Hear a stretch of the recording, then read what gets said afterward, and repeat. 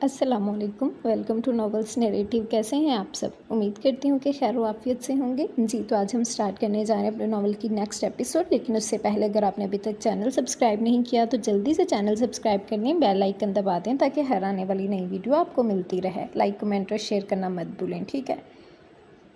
तो सबसे पहली बात तो ये कि आप लोग रोज़ कहते हैं कि आप भी लॉन्ग एपिसोड दें, लॉन्ग एपिसोड दें। मैं आपको बहुत दफ़ा बता चुकी हूँ कि 1 घंटा 40, 45, 50 तक भी चली गई है। ये एपिसोड लॉन्ग ही होती हैं, ये एक नहीं 2 एपिसोड्स मिलती हैं आपको रोज़ाना, ठीक है?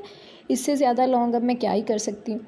और अगर मैं लॉन्ग करना भी चाहूँ तो आप लोगों का रिस्पॉन्स मुझे बिल्कुल भी लॉन्ग करने नहीं दे रहा। आप लोग अपना रिस्पॉन्स चेक कर सकते हैं, देख सकते हैं कि आप लोगों का रिस्पॉन्स क्या है। एक वीडियो जो मैं आपको 2 घंटे की रोज़ाना देती हूँ, उस पे आप लोग 1000 व्यूज़ तक पूरे नहीं करते, तो आप लोग मुझसे क्या एक्सपेक्ट करते हैं कि मैं क्या करूँ आप लोगों के लिए? ये चीज़ मैंने टोटली आप लोगों पे छोड़ी थी कि आप लोग रिस्पॉन्स दोगे, तो मैं भी अपनी तरफ से खुशी खुशी पूरी कोशिश करूँगी कि मैं आप लोगों को एक्स्ट्रा एपिसोड भी दे सकूँ। हालांकि मैं अभी भी कुछ कम नहीं कर रही, आप लोगों को 2-2 एपिसोड रोज़ दे रही हूँ। 1 घंटे की 2 घंटे की एक एपिसोड दे रही हूँ, तो आप लोग यही समझें कि 2 एपिसोड्स के बराबर है। लेकिन आप लोग फिर मोर की डिमांड कर रहे हैं, और वो भी अपना रिस्पॉन्स देखते हुए भी। खैर, रिस्पॉन्स लास्ट में दिया करें, आप लोगों का रिस्पॉन्स बहुत अहमियत रखता है। और डिमांड उस वक्त करें जब आप लोग मुझे भी खुश करें कि हाँ भाई, हमने इन्हें रिस्पॉन्स दिया है, इनकी मेहनत है, इनकी मेहनत, ये अपनी मेहनत में कामयाब हुई हैं, हमने इन्हें अच्छा रिस्पॉन्स दिया है। तो अब हम इनसे डिमांड करते हैं कि आप हमें more episode as a surprise दें। लेकिन अगर आप लोग मुझे रिस्पॉन्स ही नहीं दोगे तो मैं किस तरह से दे सकती हूँ? मेरा तो ये भी रिकॉर्ड करने का दिल नहीं कर रहा। आई डोंट नो कि मैं किस तरह से कर रही हूँ, मुझे बिल्कुल आइडिया नहीं है कि मैं क्यों कर रही हूँ और कैसे कर रही हूँ, आप लोगों का रिस्पॉन्स देखते हुए भी, ठीक है? तो रिस्पॉन्स लास्ट में दिया करें। बाकी आज की एपिसोड बहुत ही ज़्यादा मज़े की होने वाली है, बहुत कमाल की एपिसोड होने वाली है, यकीनन आप लोग इंजॉय करेंगे। और बगैर वक्त ज़ाया किए अब हम अपनी एपिसोड स्टार्ट करते हैं, बाकी बातें बाद में। मतलब तुम्हारे पास इस रिश्ते से इनकार करने की कोई वजह नहीं है, तो तुमने ये ड्रामा किया है 6 महीने बाद वाली रुखसती का। ये सिर्फ एक बहाना है मुझसे जान छुड़वाने का, राइट? जी बिल्कुल। ये रिश्ता यहीं पर ख़त्म करना, वो भी बोल ही रही थी जब अचानक ही वो उसका बाजू थाम कर उसे अपने नज़दीक खींचता अपने कंधे पर उठा चुका था। लेकिन मेरा ये रिश्ता ख़त्म करने का कोई इरादा नहीं है मिसिस। तुम्हें क्या लगता है 3 साल का इंतज़ार मैं यूं ही वेस्ट जाने दूंगा? हरगिज़ नहीं मेरी जान। आज शाम को तुम घर जाकर खुद रुखसती की बात करोगी, क्योंकि इसके अलावा तुम्हारे पास और कोई ऑप्शन नहीं है। उसे कंधे पर उठाए हुए बोल रहा था, जबकि वो मुसलसल इनकार करती खुद को उसे छुड़वाने की कोशिश में हलकान हो रही थी। नहीं ज़रान, प्लीज़ नहीं, आप मेरे साथ ऐसा नहीं कर सकते। देखे ज़रान, वहीं रुक जाएं, वरना ठीक नहीं होगा। उसे बेड पर फेंकता अपनी शर्ट के बटन खोल रहा था, जबकि वो घबराई हुई उससे दूर होने की कोशिश कर रही थी। अब अच्छा हो या बुरा, मैं किसी चीज़ का जिम्मेदार नहीं हूँ। तुम अपनी मर्ज़ी से इस शादी से फ़िलहाल इनकार कर चुकी हो, और मैं किसी भी कीमत पर रुखसती चाहता हूँ। तुमने मुझे ये कदम उठाने पर मजबूर किया है, तो फिर अब मेरा इस चीज़ से कोई लेना देना नहीं है कि तुम शादी के लिए दादी को क्या कहती हो। वेडिंग नाइट के लिए मैंने बहुत कुछ सोच रखा था, लेकिन तुम्हारी वजह से मेरी वेडिंग नाइट इतनी फीकी हो रही है। बल्कि ये तो वेडिंग डे है, बट इट्स ओके। तुम्हें तुम्हारी गलती का एहसास खुद ही हो जाएगा। एक छोटी सी बात तुम्हारे दिमाग में नहीं बैठ रही कि मैं तुम्हारे लिए कितना बेकरार हूँ, कितना बेताब हूँ तुम्हें अपनी बाहों में भरने के लिए। बस इतनी सी बात तुम समझना नहीं चाहती हो, तो फिर तुम्हारे साथ जो हो रहा है वो बिल्कुल सही हो रहा है ना? वो अपनी शर्ट उतार कर एक तरफ फेंकते हुए बेड की तरफ बढ़ा था, जब उसने अगले ही लम्हे बेड से उठकर भागने की कोशिश की, लेकिन उसकी कोशिश को वो अगले ही लम्हे नाकाम बनाता उसे बेड पर धकेल चुका था। नहीं सरान, नहीं, आप मेरे साथ ऐसा नहीं कर सकते। उसके धक्का देने पर वो मज़ीद घबराकर हाथ पैर मारने लगी थी। उसने कभी सोचा नहीं था कि ज़रान इस तरह की हरकत पर उतर आएगा। उसकी तो ये सोच रही थी कि उसे प्यार से या फ़रेब से मनाने की कोशिश करेगा, ज़्यादा से ज़्यादा उसे ब्लैकमेल करने पर उतर आएगा। लेकिन इस तरह की हरकत वो ऐसा कैसे कर सकता था? उसके साथ क्या बिगाड़ा था उसने इस शख्स का जो वो उसके साथ ऐसा कर रहा था? रहा ना वकीलों वाला दिमाग लड़ाया, दूर की खींच के लाया। नहीं सरान, प्लीज़ नहीं, खुदा के लिए मेरे साथ ऐसा ना करें। अभी तक हमारी रुखसती नहीं हुई है। उसका दुपट्टा उतार कर दूर फेंकने पर वो मज़ीद मचल उठी थी उसकी पनाहों में। तो तुम्हारी वजह से नहीं हुई मेरी जान, मैं तो रुखसती करवा रहा था ना, बल्कि रुखसती के बाद ही तो मैं ये सब कुछ करना चाहता था। लेकिन तुमने मेरे जज्बात की कदर करने की बजाय उन्हें मज़ीद भड़काया है। आज तुम्हारी वजह से ही तो मैं ये कदम उठाने पर मजबूर हुआ हूँ। मैं तो इज़्ज़त और एहतराम से तुम्हारी रुखसती करवा रहा था, सब घर वालों की मर्ज़ी और दुआओं के साथ। लेकिन तुम ऐसा नहीं चाहती थी, तो फिर भुगतो। आज तुम इस वक्त मेरे बेडरूम में मौजूद हो, सिर्फ और सिर्फ अपनी गलती की वजह से। सुबह तक मैंने ऐसे सोचा भी नहीं था। मैंने यही सोचा था कि मैं तुम्हें सब कुछ सच बताऊंगा और उसके बाद तुम खुद ही रुखसती के लिए मान जाओगी। लेकिन तुम्हारे दिमाग के पुर्जे ना कुछ ज़्यादा ही ढीले हो चुके हैं। इन्हें ज़रूरत है एक मैकेनिक की, और मैकेनिकी मैं बहुत अच्छे तरीके से करूँगा। मुझसे दूर भागना तो दूर की बात, मुझसे एक लम्हे के लिए भी दूर रहते हुए तुम्हारी जान जाएगी। कल से जब खुद को आईने में देखोगे तब तुम्हें मेरा अक्स नज़र आएगा, तुम्हें खुद से मेरी खुशबू आती महसूस होगी, तुम्हारी सांसों में उतर जाने का हुनर आता है मुझे। आज से अभी से खुद को मिसेस ज़ारान शाह कबूल कर लो, क्योंकि अब तुम सिर्फ मेरी हो और मुझसे दूर जाने के बारे में सोचना भी मत। वो एक झटके में उसे बेड पर फेंकता खुद उसके ऊपर आते हुए बोला था, जबकि इबादत की तो जैसे जान जा रही थी उसकी जानलेवा कुर्बत में। लेकिन ज़ारान अपने ख़तरनाक इरादों से पीछे हटने को हरगिज़ तैयार नहीं था। उसने बहुत सोच समझ कर यह फ़ैसला किया था, और अब इस फैसले पर वो अमल करने वाला था। वो उसे अपनी ज़िंदगी में शामिल करना चाहता था, बल्कि अपनी रूह तक में उतार देना चाहता था। लेकिन ये लड़की सीधे तरीके से मान ही नहीं रही थी। उसके दिल में जो भी था वो साफ अल्फाज में उसके सामने कह चुका था। लेकिन फिर भी ये लड़की इतनी बेवकूफ़ थी कि उसकी बात को समझने के बजाय हर चीज़ को नेगेटिव ले रही थी। सिर्फ इसलिए आज वो एक कदम उठाने पर मजबूर हो गया था। तो भाई साहब, तुमने उसे अपनी मोहब्बत का यकीन दिलाया भी कब है? जब देखो धमकियाँ ही देता रहता था। उसे बेड पर गिराते हुए वो उसके लबों को कैद कर चुका था। ज़ारान उसके लबों पर अपनी गिरफ्त मसलसल बढ़ा रहा था, जिससे उसे सांस लेने में दुश्वारी हो रही थी। यहाँ तक कि इबादत को लगा कि वो अपनी आखिरी सांसें ले रही है। उसकी सख्त गिरफ्त में अजीब सा वहशीपन था, जबकि उसकी वहशी जुनूनी गिरफ्त बढ़ती जा रही थी। वह आज़ाद होने की कोशिश में हलकान हो रही थी। उसे पीछे गिराते हुए ज़ारान उसकी बेतरतीब सांसों को मज़ीद उलझाने लगा था। उसका शोर व एहतजाज सब कुछ उसकी बाहों में कैद होता चला जा रहा था। उसके एक लम्हे में छोड़ने पर वो पीछे को होती अपना रुख फेर गई थी। उसका सारा वजूद आहिस्ता आहिस्ता लरज़ रहा था, जबकि उसकी निगाहें उसके कामते वजूद को अपने हिसार में कैद किए हर हद पार कर जाने को बज़िद थीं। उसे अपने करीब करते हुए उसके मज़ीद करीब आया तो खौफ से उसने अपनी सांसें रोक ली थी, जबकि उसकी सख्त उंगलियों का दबाव अपनी कमर पर बढ़ता महसूस करके वो सिसक उठी थी। इबादत की आंखों से मुसलसल बहते आंसू भी ज़ारान के इरादों से उसे रोक नहीं पा रहे थे, जबकि उसकी खुरदरी उंगलियों का लम्स वो ऐसा ऐसा अपने पूरे जिस्म पर महसूस कर रही थी। एक हाथ बढ़ाकर लाइट ऑफ कर दी थी। तकरीबन 11 बजे का वक्त था, लेकिन फिर भी उसका कमरा अंधेरे में डूब चुका था। निकाह के बाद से लेकर अब तक उसने ज़ारान शाह का इतना खौफ महसूस नहीं किया था जितना उसे आज महसूस हो रहा था। उसके जज्बात, एहसास जैसे सब आज उसकी बाहों में कैद होकर बेमोल हो रहे थे। वो ये सब कुछ इस तरह से तो नहीं चाहती थी। उसकी मर्ज़ी के बगैर, उसके एहसास की परवाह किए बगैर उस पर हक जता रहा था, बल्कि ज़बरदस्ती वसूल कर रहा था। उसकी झुलसती गर्म सांसें वो अपने पूरे बदन पर महसूस कर रही थी, जबकि अपनी गर्दन पर उसके दांतों के गाड़े जाने की शिद्दत से वो तड़प उठी थी। लेकिन उसका मचलना, तड़पना सब उसकी बाहों में इस तरह से कैद था कि वो हिल तक नहीं पा रही थी। उसका सब कुछ जैसे बेजान हो चुका था। आज वो उस पर पूरी अपनी मलकियत जमा रहा था। उसकी बढ़ती हुई जसारतों से तंग आती वो करवट बदल चुकी थी, जबकि उसकी करवट बदलने पर वो दिलकशी से मुस्कुराता हुआ दीवानावार अपने लबों को उसकी कमर पर बेलगाम छोड़ चुका था। उसकी बढ़ती हुई जसारतों से तंग वो दोबारा उसकी तरफ रुख कर गई थी। उसके चेहरे पर अपने लबों का लम्स छोड़ता चला जा रहा था। उसकी तेज़ होती सांसों में उसकी जनूनियत कतरा कतरा रक्स कर रही थी, जबकि उसकी आंखों से बहते मुसलसल आंसुओं को अपने लबों से चुनने लगा था। ये आंसू उसके लिए कीमती मोती जैसे थे, जिन्हें वो खुद में कैद करता जा रहा था। लेकिन ये क्या, ये आंसू तो ख़त्म होने का नाम ही नहीं ले रहे थे।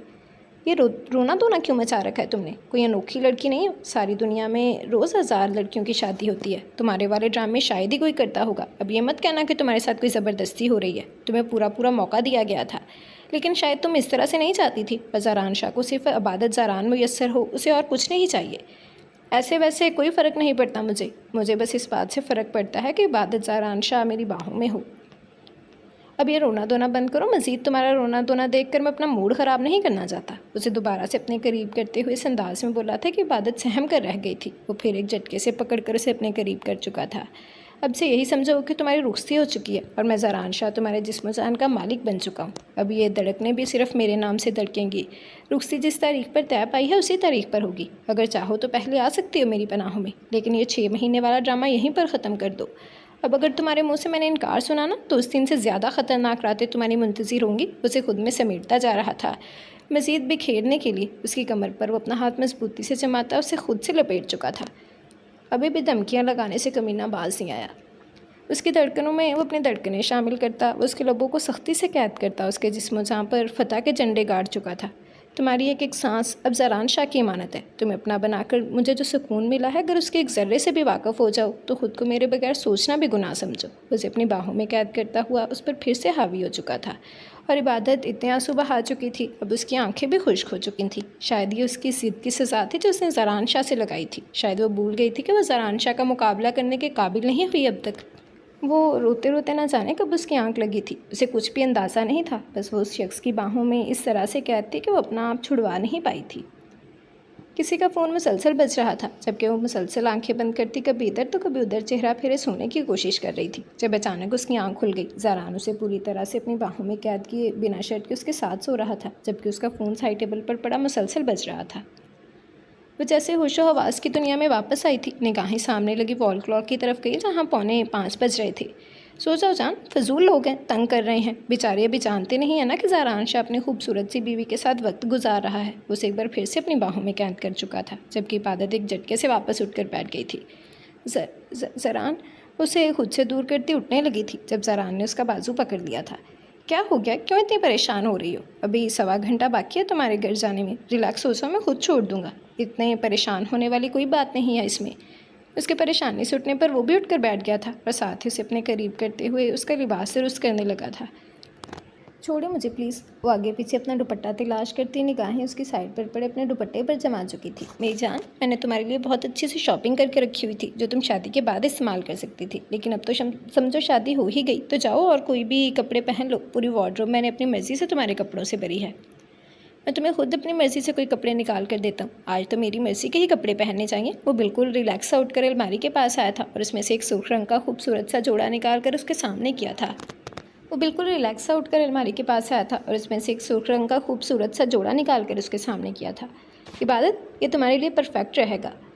फ़िलहाल यकीनन तुम किसी तरह के हैवी कपड़े नहीं पहनना चाहोगी। वह भी बोल ही रहा था जब उसके हाथ से कपड़े छीनते वॉशरूम में बंद हो गई थी, जबकि वो मुस्कुराते हुए फ़ोन की तरफ बढ़ता फ़ोन उठा चुका था।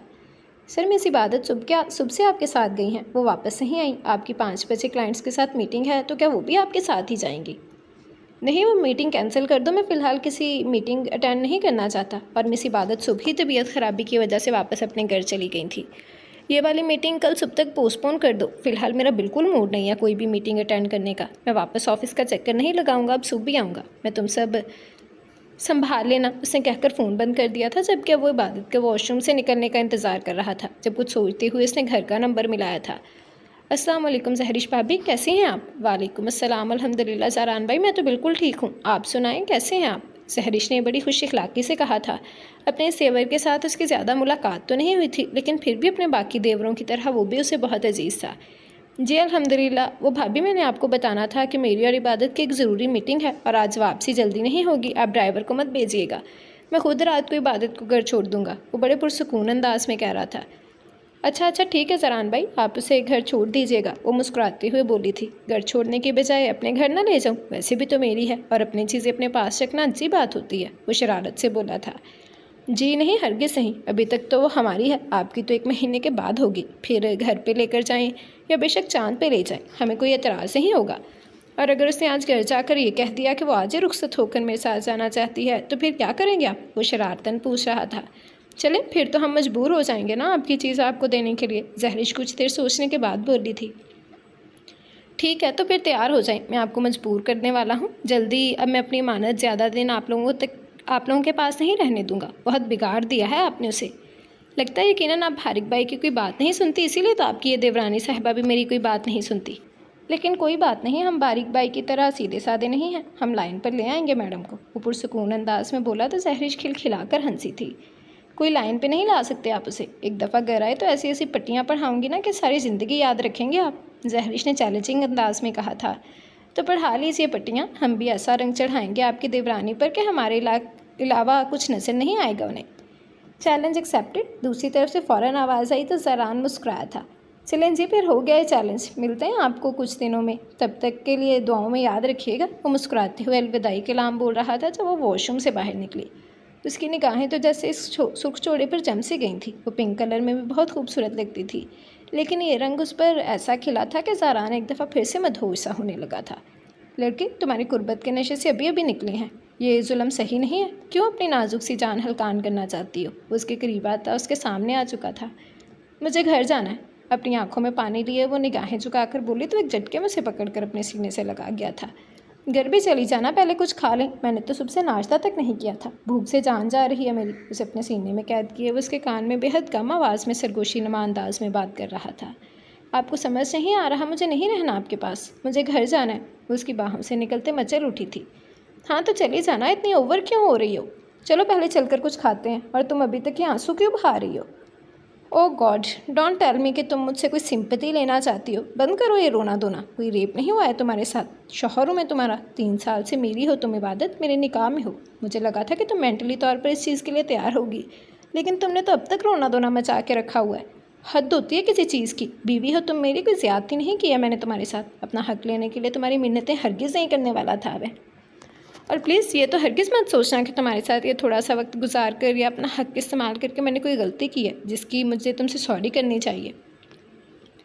मैं तुमसे कुछ भी नहीं कहूँगा। यहाँ से घर जाकर तुम सीधा सबके सामने यही कहोगे कि तुम मुझसे शादी करने के लिए तैयार हो, और रुखसती जो 1 महीने के बाद होने वाली है वो इसी हफ्ते होगी, क्योंकि इस सब के बाद शायद मैं मज़ीद अपना कंट्रोल खो दूँ। और रोज़ रोज़ मैं तुम्हारी मर्ज़ी के बिना तुम्हें अपने बेडरूम में नहीं लाना चाहता। तुम मेरी बीवी हो, अपना हक मैंने इस्तेमाल किया है, जिसका मुझे किसी तरह का कोई अफसोस नहीं है और ना ही आगे चलकर कभी होने वाला है। इस सब के बाद तुम्हारे पास एक ही ऑप्शन है कि तुम रुखसती के लिए सारे घर वालों के सामने बात करो और दादी से रुखसती की बात करो। 1 हफ्ते की बात चलो मैं खुद कर लूँगा, तुम बस रुखसती के लिए हामी भर लो।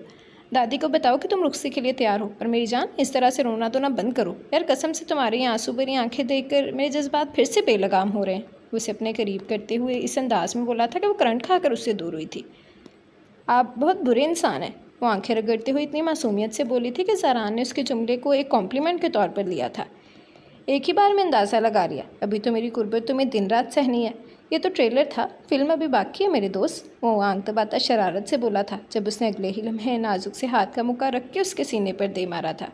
लेकिन मैं घर वालों के सामने क्या कहूँगी? यकीनन वो समझ चुकी थी कि अब उसके पास और कोई ऑप्शन नहीं है। सारी सिचुएशन को समझने के बाद वो परेशानी से उससे पूछने लगी थी। तुम ऐसा करना, तुम कुछ मत कहना, मैं दादी से बात करूँगा। जब दादी तुमसे पूछेंगी कि तुम रुखसती के लिए तैयार हो तो तुम बस हाँ कर देना। ओके, सारा कुछ मैं संभाल लूँगा। वो जैसे सब कुछ अपने सर ले रहा था। इबादत ने आंसू साफ करते हुए हाँ में सर हिलाया था।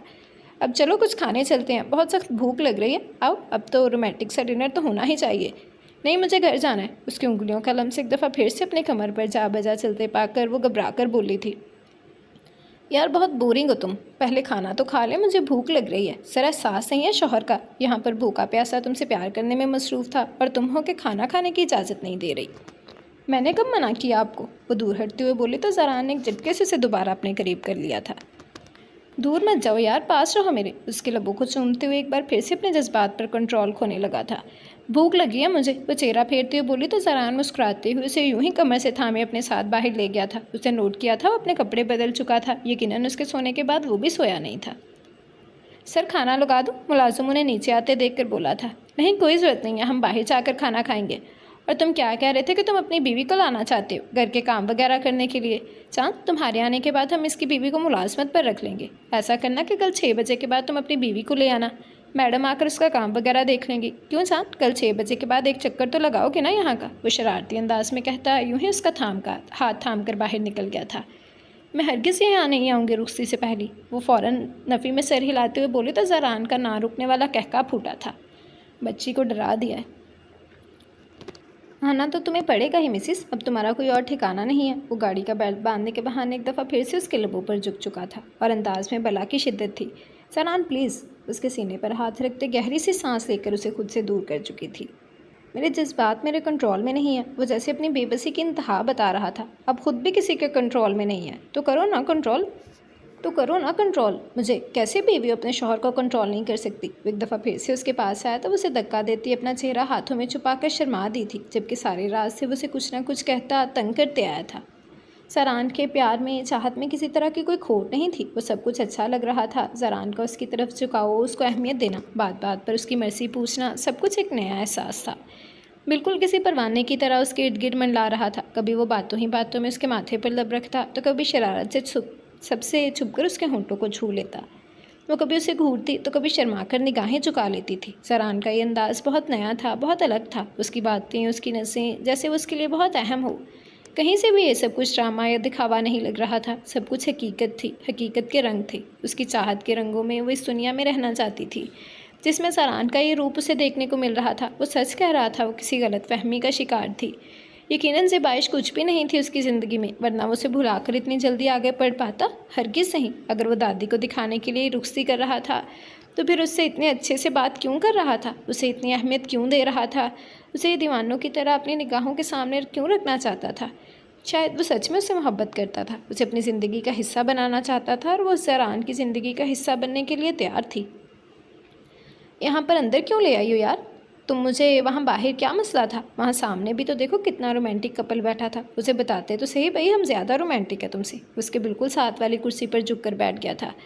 जी नहीं जनाब, मुझे कोई शौक़ नहीं है सब पर ये बात ज़ाहिर करने की कि हम कितने रोमांटिक हैं। और शायद आप भूल गए हैं कि आजकल मीडिया वाले आपके कुछ ज़्यादा ही पीछे लगे हैं। सुबह अखबार पर आपकी और मेरी तस्वीर छप जाएगी कि ज़रान शाह अपनी पर्सनल असिस्टेंट के साथ रोमांटिक अंदाज में लंच करते हुए।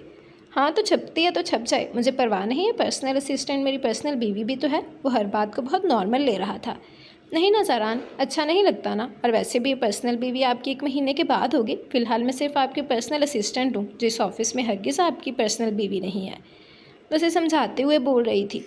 1 महीने नहीं, 1 हफ्ते बाद तुम मेरी पर्सनल बीवी बन रही हो। मैं ज़्यादा लंबे चक्रों में नहीं पड़ने वाला। मैं आज ही दादी को फ़ोन करके ये बात क्लियर कर दूंगा कि मैं 1 हफ्ते के अंदर अंदर तुम्हारी रुखसती चाहता हूँ।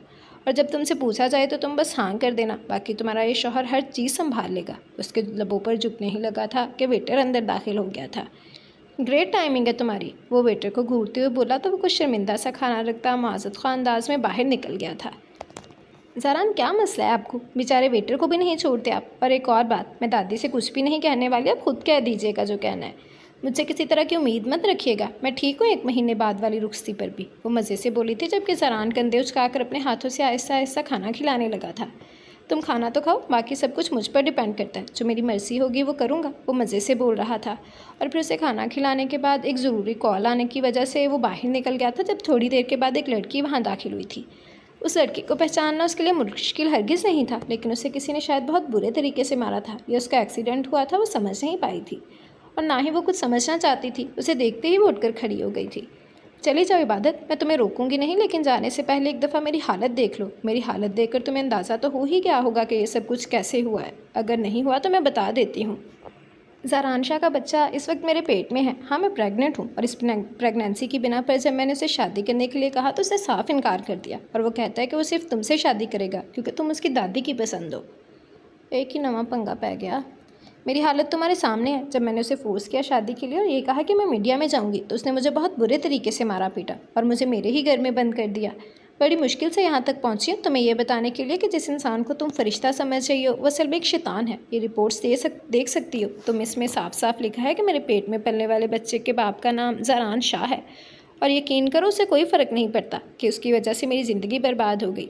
वो तुम्हारी ज़िंदगी भी बर्बाद कर देगा। मैं दुआ करती हूँ कि तुम उस शैतान के शर से महफूज रहो। अपनी रिपोर्ट्स उठाती जिन कदमों से आई थी उन्हीं कदमों से वापस निकल गई थी, जबकि इबादत की दुनिया तो लम्हों में तबाह बर्बाद हो गई थी। ज़रान अपनी कॉल ख़त्म करके वापस वहाँ आया तो इबादत वहाँ पर कहीं नहीं थी। वो परेशानी से उसके नंबर पर कॉल करने लगा और फिर बाहर निकल कर भी देखा था। उसे काफ़ी देर आगे पीछे देखते पाकर वहाँ मौजूद मैनेजर ने उसे बताया था कि उसके साथ आई हुई लड़की यहाँ से वापस आ चुकी है। वो परेशान हो गया था, इबादत इस तरह से वापस क्यों चली गई थी बिना उसे कुछ भी बताए। उसने एक नज़र टाइम की तरफ देखा जहाँ पर 6 बज रहे थे। ये लड़की कितनी बेवकूफ़ है, बल्कि ये बेवकूफ़ नहीं है, मैं ही उल्लू हूँ। मुझे कम से कम उसे बता देना चाहिए था कि मैं भाभी को फ़ोन करके बता चुका हूँ। पर कोई बात नहीं, भाभी से फ़ोन करके पूछता हूँ कि घर पहुँची भी है या नहीं। बेवकूफ़ लड़की, मुझे भी तो कह सकती थी। खैर अगर मुझे कहती तो मैं कौन सा उसे घर छोड़ कर आने वाला था। उसकी वापसी तो 9 बजे के बाद ही होनी थी। खैर अभी तक घर नहीं पहुंची होगी। वो भाभी को फ़ोन करने के बजाय दोबारा उसी के नंबर पर कॉल करने लगा था, लेकिन दूसरी तरफ से कोई फ़ोन ना उठाया गया था। इबादत तुम इतनी जल्दी वापस आ गई? थोड़ी देर पहले मुझे ज़रान भाई की कॉल आई थी, वो तो कह रहे थे कि तुम जल्दी वापस नहीं आ सकती। खैर अच्छा ही हुआ तुम आ गई। ये किसके कपड़े पहने तुमने? तुम्हारे नहीं लगते। उसे घर के अंदर दाखिल होते देखकर वो फ़ौरन किचन से बाहर निकली थी। जी भाभी, वो मेरे कपड़ों पर कुछ गिर गया था तो फिर। अच्छा ज़रान भाई ने ड्रेस सिलवाई है, बहुत खूबसूरत लग रही है तुम। जाओ फ्रेश होकर आ जाओ, तब तक मैं खाना लगाती हूँ, वो प्यार से बोली थी। नहीं भाभी मेरा खाना हो गया, मेरा मतलब है वो मीटिंग थी ना तो वहाँ पर डिनर करके आई हूँ, अब मैं आराम करूँगी, उससे कहती हुए अपने कमरे की तरफ बढ़ गई थी। जबकि उसे इतना घबराए हुए परेशान देखकर जहरिश भी परेशान हो गई थी। उसे अचानक हो क्या गया था? सुबह जाते हुए तो वो ठीक ठाक थी। क्या उसे छोड़ने के लिए ज़रान आया था या वो खुद अकेली आई थी? उसे समझ नहीं आ रहा था। वो अकेली तो बिल्कुल ट्रैवलिंग करती ही नहीं थी। बारीक ज़बर या शहरी में से उसे कोई छोड़ देता था, वरना वो ड्राइवर चचा के साथ ही आगे पीछे आती जाती थी।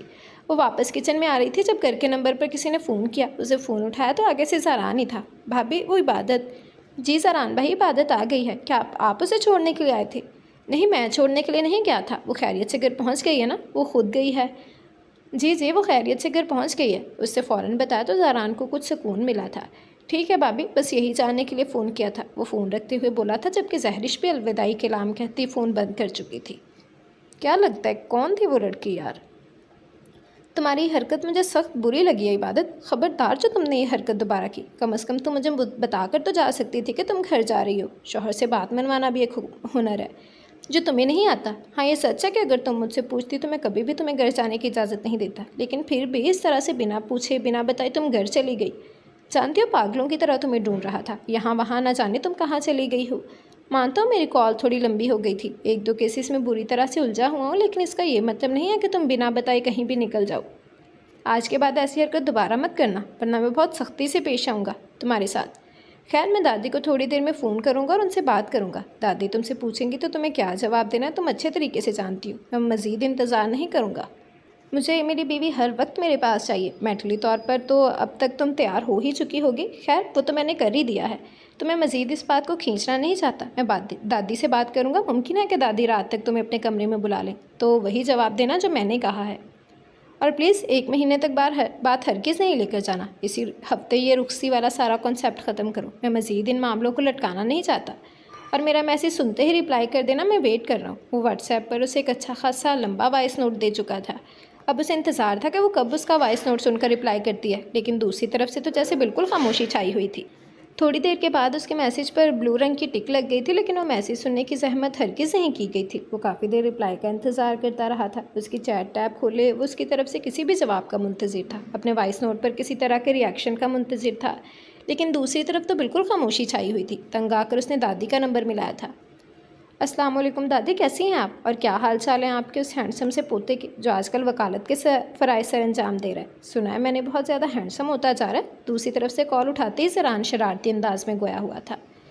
वालेकुम अस्सलाम, अल्हम्दुलिल्लाह मैं तो बिल्कुल ठीक ठाक हूँ, लेकिन मेरा वो शैतान पोता बहुत बिगड़ चुका है। आजकल मेरी किसी बात को नहीं सुनता और हर वक्त उल्टी सीधी हरकतें करता रहता है। उसके कान में जल्द ही खींचने वाली हूँ। तुम सुनाओ, तुम्हारा क्या हाल है? दादी ने भी उसी अंदाज में जवाब दिया तो वो मुँह बना कर रह गया था।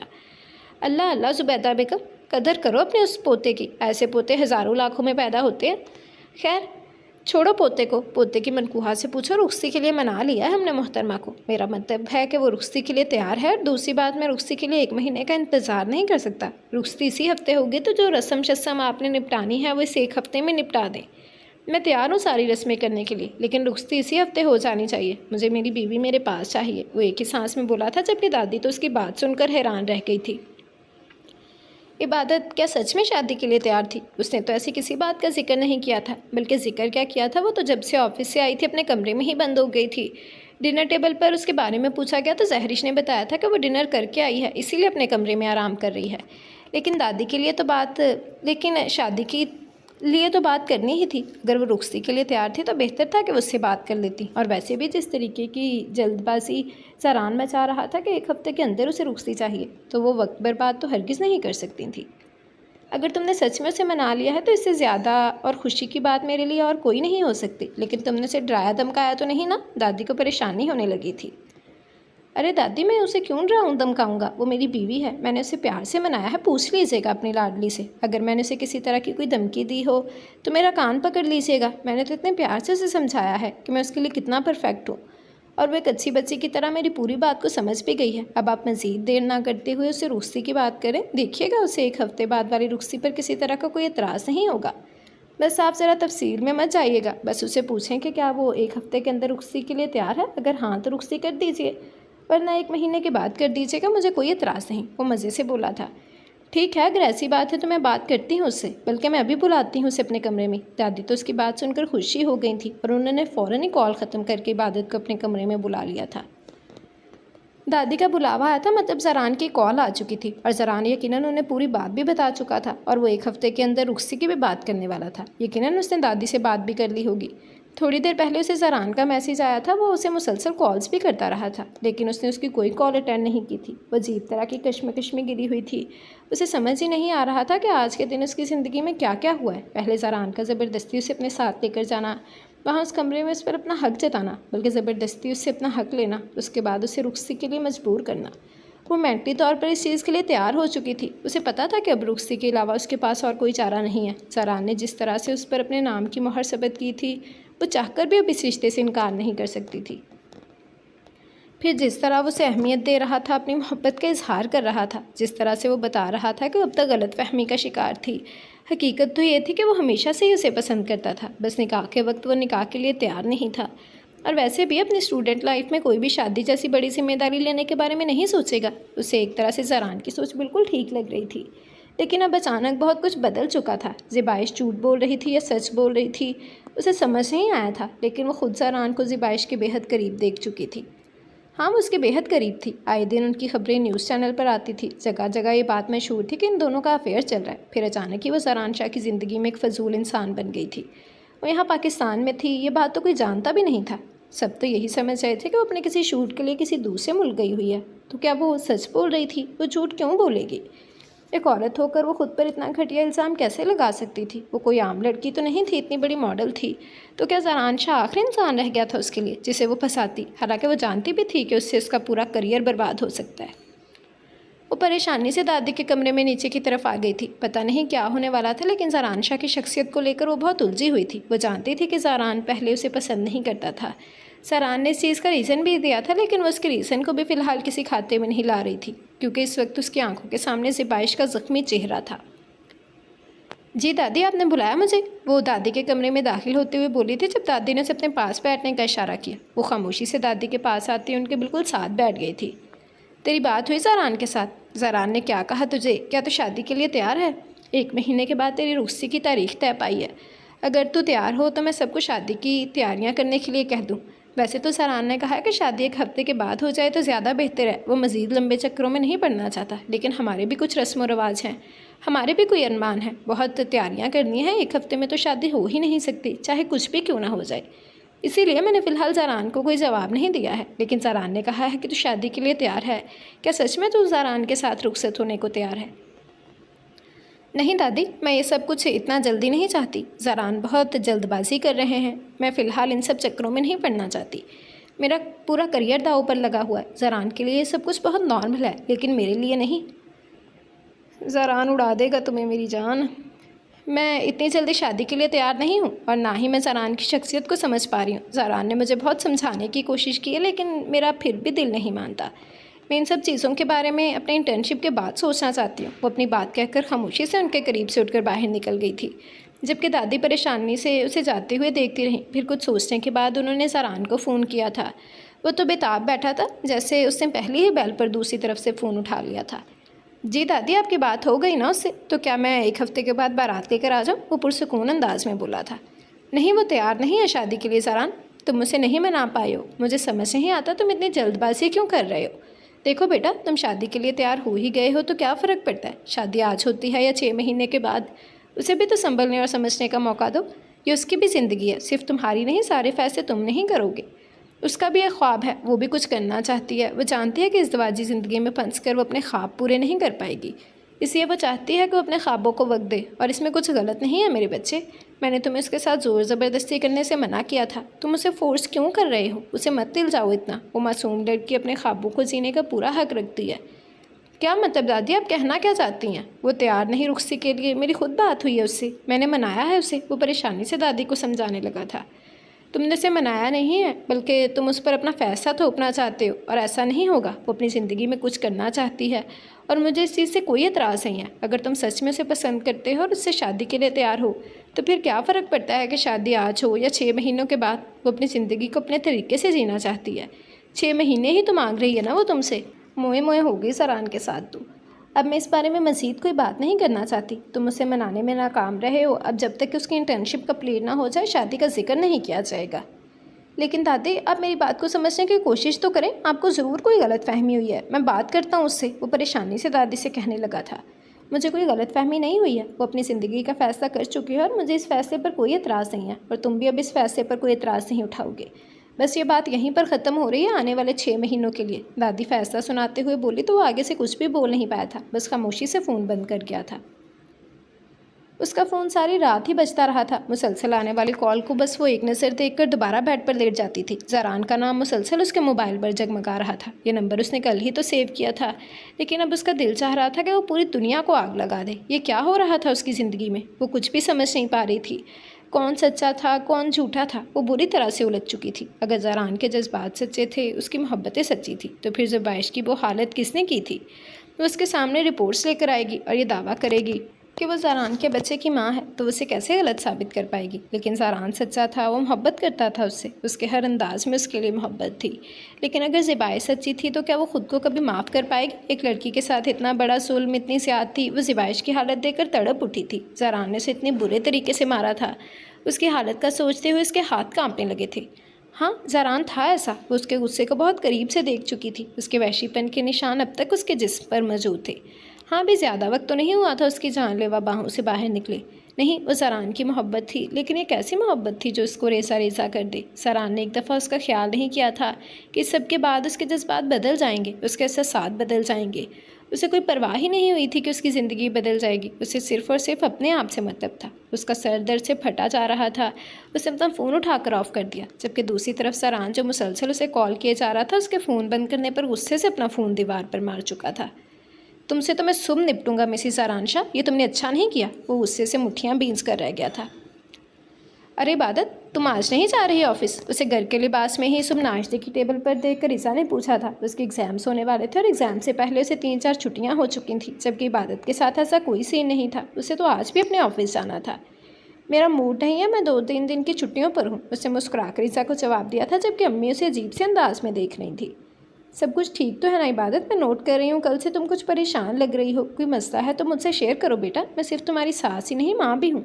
ज़रान से पहले मुझे तुम्हारा ख्याल है, अगर कोई मसला है तो मुझे बता सकती हो। वो उसके उतरे हुए चेहरे को देखकर परेशान सी हो गई थी। नहीं अम्मी, कोई मसला नहीं है, बस काम का स्ट्रेस थोड़ा ज़्यादा था ना, तो उसकी टेंशन थी। सुबह शाम मीटिंग्स अटेंड कर करके ना थोड़ी उलझ गई हूँ, इसीलिए आज वहाँ भी नहीं जाऊँगी। बहुत अच्छा फ़ैसला किया तुमने मेरी जान। क्या फ़ायदा तुम्हें ज़रान के ऑफ़िस में काम करने का, अगर तुम अपनी मर्ज़ी से छुट्टी भी ना कर सको तो। वो मुस्कुराते हुए बोली तो वो भी मुस्कुरा दी थी। अब वो ने क्या ही बताते कि आज वो ऑफ़िस क्यों नहीं गई। उसका फ़ोन कब से बज रहा था, जबकि वो नशे में धुत पड़ा, कभी इधर तो कभी उधर मुंह फेर रहा था। बेबे, ये कौन है जो सुबह सुबह तंग कर रहा है? इसके साथ लेटी फिल्म स्टार लाइबा खान काफ़ी तंग थी इस कॉल से।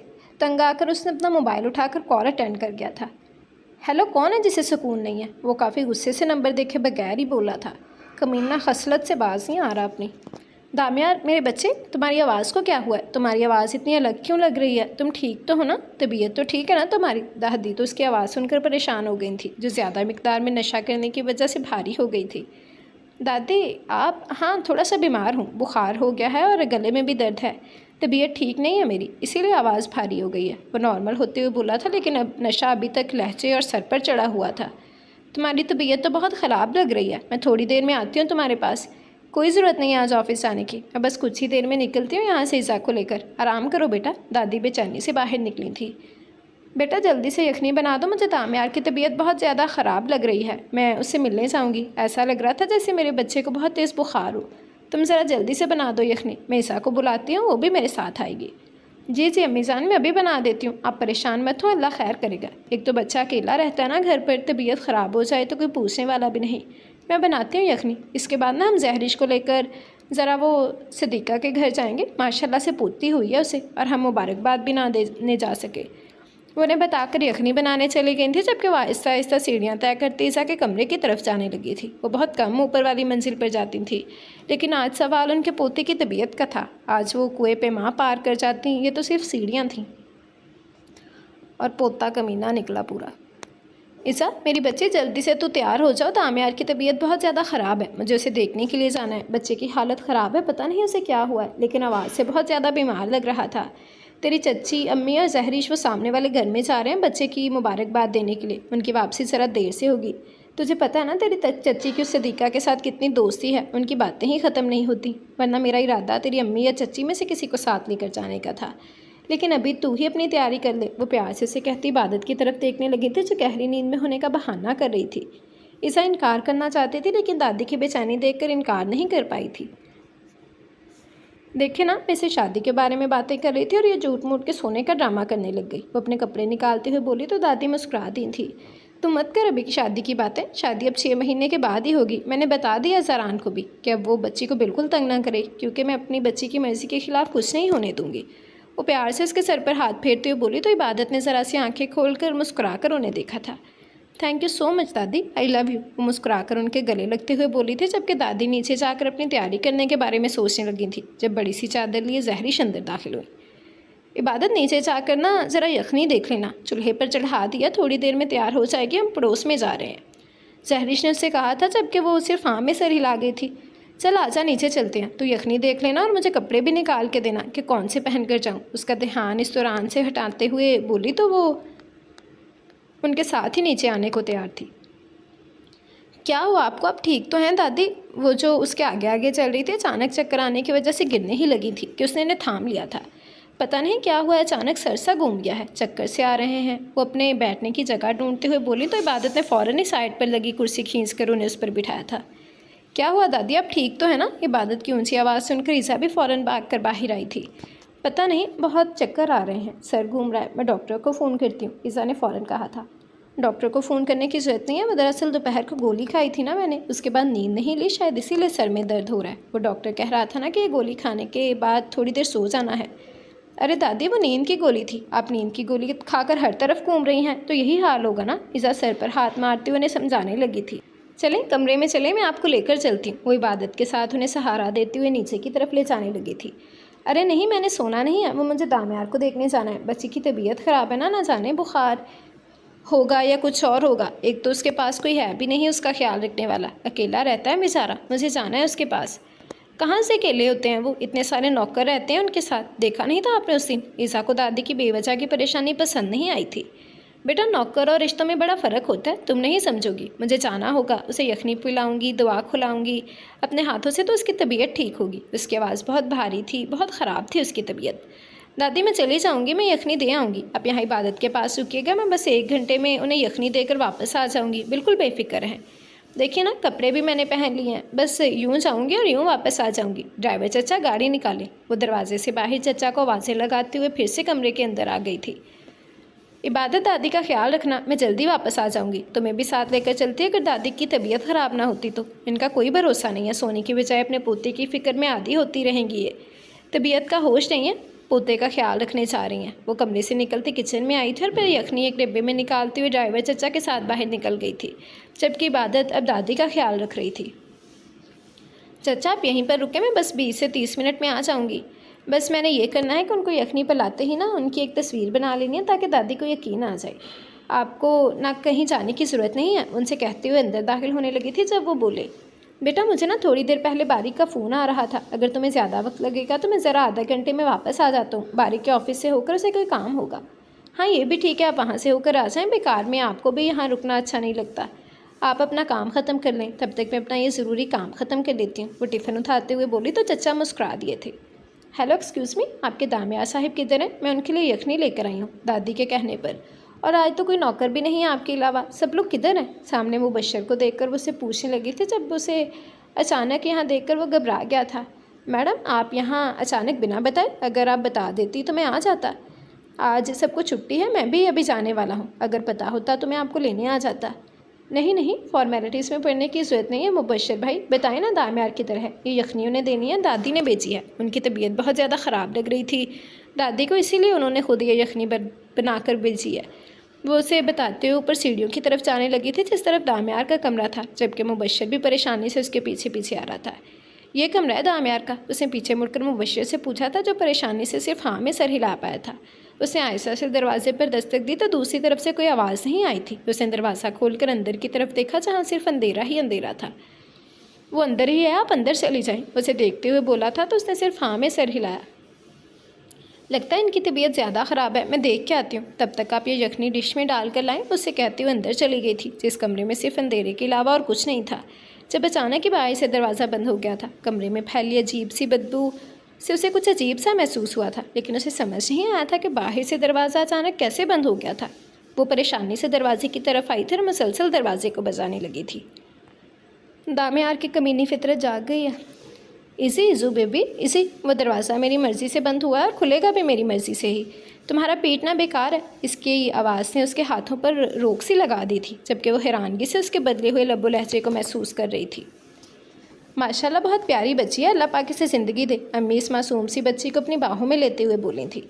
आमीन सुम आमीन। अब तुम भी अपनी दादी को खुशखबरी सुना दो। जहरिश बेटा, माशाल्लाह से तुम लोगों की शादी का तो 7 महीने हो गए, अभी तक कोई खुशखबरी नहीं आई। अरे हम भी मुबारकबाद देने के मुंतज़िर हैं, सदीक़ा बेगम ने मुस्कुराते हुए कहा था। इंशाल्लाह सदीक़ा, दुआ करो कि अल्लाह पाक मेरी जहरिश की गोद भी हरी करे, अम्मी ने मुस्कुराते हुए कहा। तो जहरिश को ढेरों शर्म आने लगी थी। उसने तो सोचा भी नहीं था कि यहाँ पर इस तरह की बातें भी होंगी। हाँ आमीन, अल्लाह पाक ज़रूर तुम्हें खुशियों के दिन दिखाए। मुझे खुद देखो ना, 6 साल के बाद यह दिन देखना नसीब हुआ है, वो भी इतना इलाज करवाने के बाद। हम तो बस यही सोच में बैठे हुए थे कि जब अल्लाह ने बेहतर समझा तब हो जाएगा, लेकिन 2-2.5 साल के बाद हमें तो परेशानी हो गई कि अब तक खुशखबरी क्यों नहीं आई। बस फिर क्या, मैं ले गई अपनी बहू को डॉक्टर के पास, तो डॉक्टर ने मुझे बताया कि इसे तो बच्चा हो ही नहीं सकता। मत पूछो मेरी क्या हालत थी। अल्लाह तुम्हारे बेटों को ज़िंदगी दे, मेरा तो एक ही बच्चा था, अगर औलाद ना होती तो नस्ल कैसे चलती। कहाँ कहाँ ना इलाज करवाया था मैंने अपनी बहू का, लेकिन हर तरफ से नाउमीद होकर ही लौटी। परेशानी से तो मुझे रात को नींद आना बंद हो गई थी। फिर आखिर किसी ने मुझे हकीम साहिब के बारे में बताया। वहाँ गई तो हकीम साहिब की दवाइयों से 3 महीनों में ही खुशखबरी आ गई। एक तो अपने ये कॉन्सेप्ट टिपिकल लोगों के। हमारी खुशी की तो कोई इंतहा ही नहीं थी। वो खुशी से बार बार अपनी पोती को चूमते हुए बोल रही थी, जबकि अम्मी, उसका तो सारा मूड ही ख़राब हो गया था। अगर नसीब में औलाद लिखी ही 6 साल बाद थी तो उसको 6 साल के बाद ही आना था। किसी हकीम या किसी डॉक्टर के बस की बात थोड़ी थी ये। लेकिन इन लोगों को तो आदत होती है खुदा के कामों में दखल अंदाजी करने की। अल्लाह तुम्हें ऐसे ही खुशियाँ दिखाता रहे। माशाल्लाह से तुम्हारी पोती बहुत खूबसूरत है। अल्लाह पाक तुम्हारे घर में ऐसी और रौनकें लगाए, अम्मी ने खुशी से दुआ दी थी। आमीन सुम आमीन। अगर तुम्हें भी अपनी बहू को हकीम साहब के पास लेकर चलना हुआ ना तो मुझे बताना। हमारी तरह 6 साल इंतज़ार मत करती रहना। आजकल की लड़कियों का तो तुम्हें पता है ना, अपना होश होता है ना ही अपने आने वाले बच्चे का। अगर तुम्हें किसी भी तरह की कोई परेशानी हो ना तो मुझे बताना, हकीम साहब के पास हर बीमारी का इलाज है। नहीं नहीं, अल्लाह पाक का करम है, मेरी बहू बहुत अच्छी है, हमें ये सब करने की ज़रूरत नहीं है। जब अल्लाह ने बेहतर चाहा तब आ जाएगा बच्चा। और वैसे भी अभी तो 1 साल भी नहीं हुआ शादी को, इन सब सोचों में पड़ने का भला क्या फ़ायदा। और वैसे भी शादी के 2-3 साल तो लड़की लड़का एक दूसरे को समझने में निकाल देते हैं, बच्चे वगैरह तो बाद में आते हैं। अम्मी तो हर सोच से बिल्कुल बेफिक्र थी। हाय हाय, इतनी बेखबरी ठीक नहीं मेरी बहन। अब तो जितनी औलाद आ जाए उतना जल्दी बेहतर होता है। हम 2-4 साल की उम्मीद लगा कर बैठे, बाद में पता चले कि तो माँ ही नहीं बन सकती। तौबा तौबा, कितने मसले हो जाते हैं। और 7 महीने कोई थोड़ा सा अरसा थोड़ी है। अरे सदीक़ा, तुम भी किन बातों में लग गई हो। छोड़ो इन बातों को, ये बताओ पोती का नाम क्या रखा है। उन्हें मुसलसल जहरिश पर नजरें गाड़े पाकर उन्होंने जहरिश के हाथ पर अपना हाथ रखा था और सदीक़ा को और बातों में लगाने लगी थी। जबकि इस दफ़ा सदीक़ा ये टॉपिक छोड़कर अपनी पोती की तरफ मुतवज्जो हो गई थी, लेकिन जहरिश को गहरी सोचों में डाल गई थी। इबादत को भेजो अंदर, वो अपनी सेक्रेटरी को हुक्म देता आगे बढ़ गया था। सर इबादत तो नहीं आई है, उसकी सेक्रेटरी खड़े होते हुए कहने लगी थी। क्या मतलब, क्यों नहीं आई? वो रुककर उससे पूछने लगा।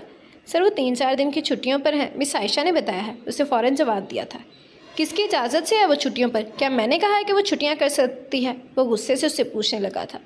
पता नहीं सर, मिस आयशा ने सुबह आकर कहा कि वो कुछ दिन की छुट्टियों पर रहेंगी, उनकी तबीयत ठीक नहीं है, तो मैंने उनकी एप्लीकेशन पर साइन कर दिया। आपने ही तो कहा था कि अगर आप ना हों तो लड़कियों के कामों को मैं देख लिया करूँ।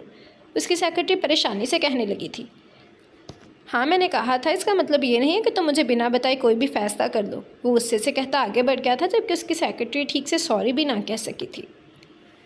वो मुसलसल उसे फ़ोन करने की कोशिश कर रहा था, लेकिन दूसरी तरफ से कोई फ़ोन नहीं उठा रहा था और उसकी हरकत उसे मज़ीद गुस्सा दिला रही थी।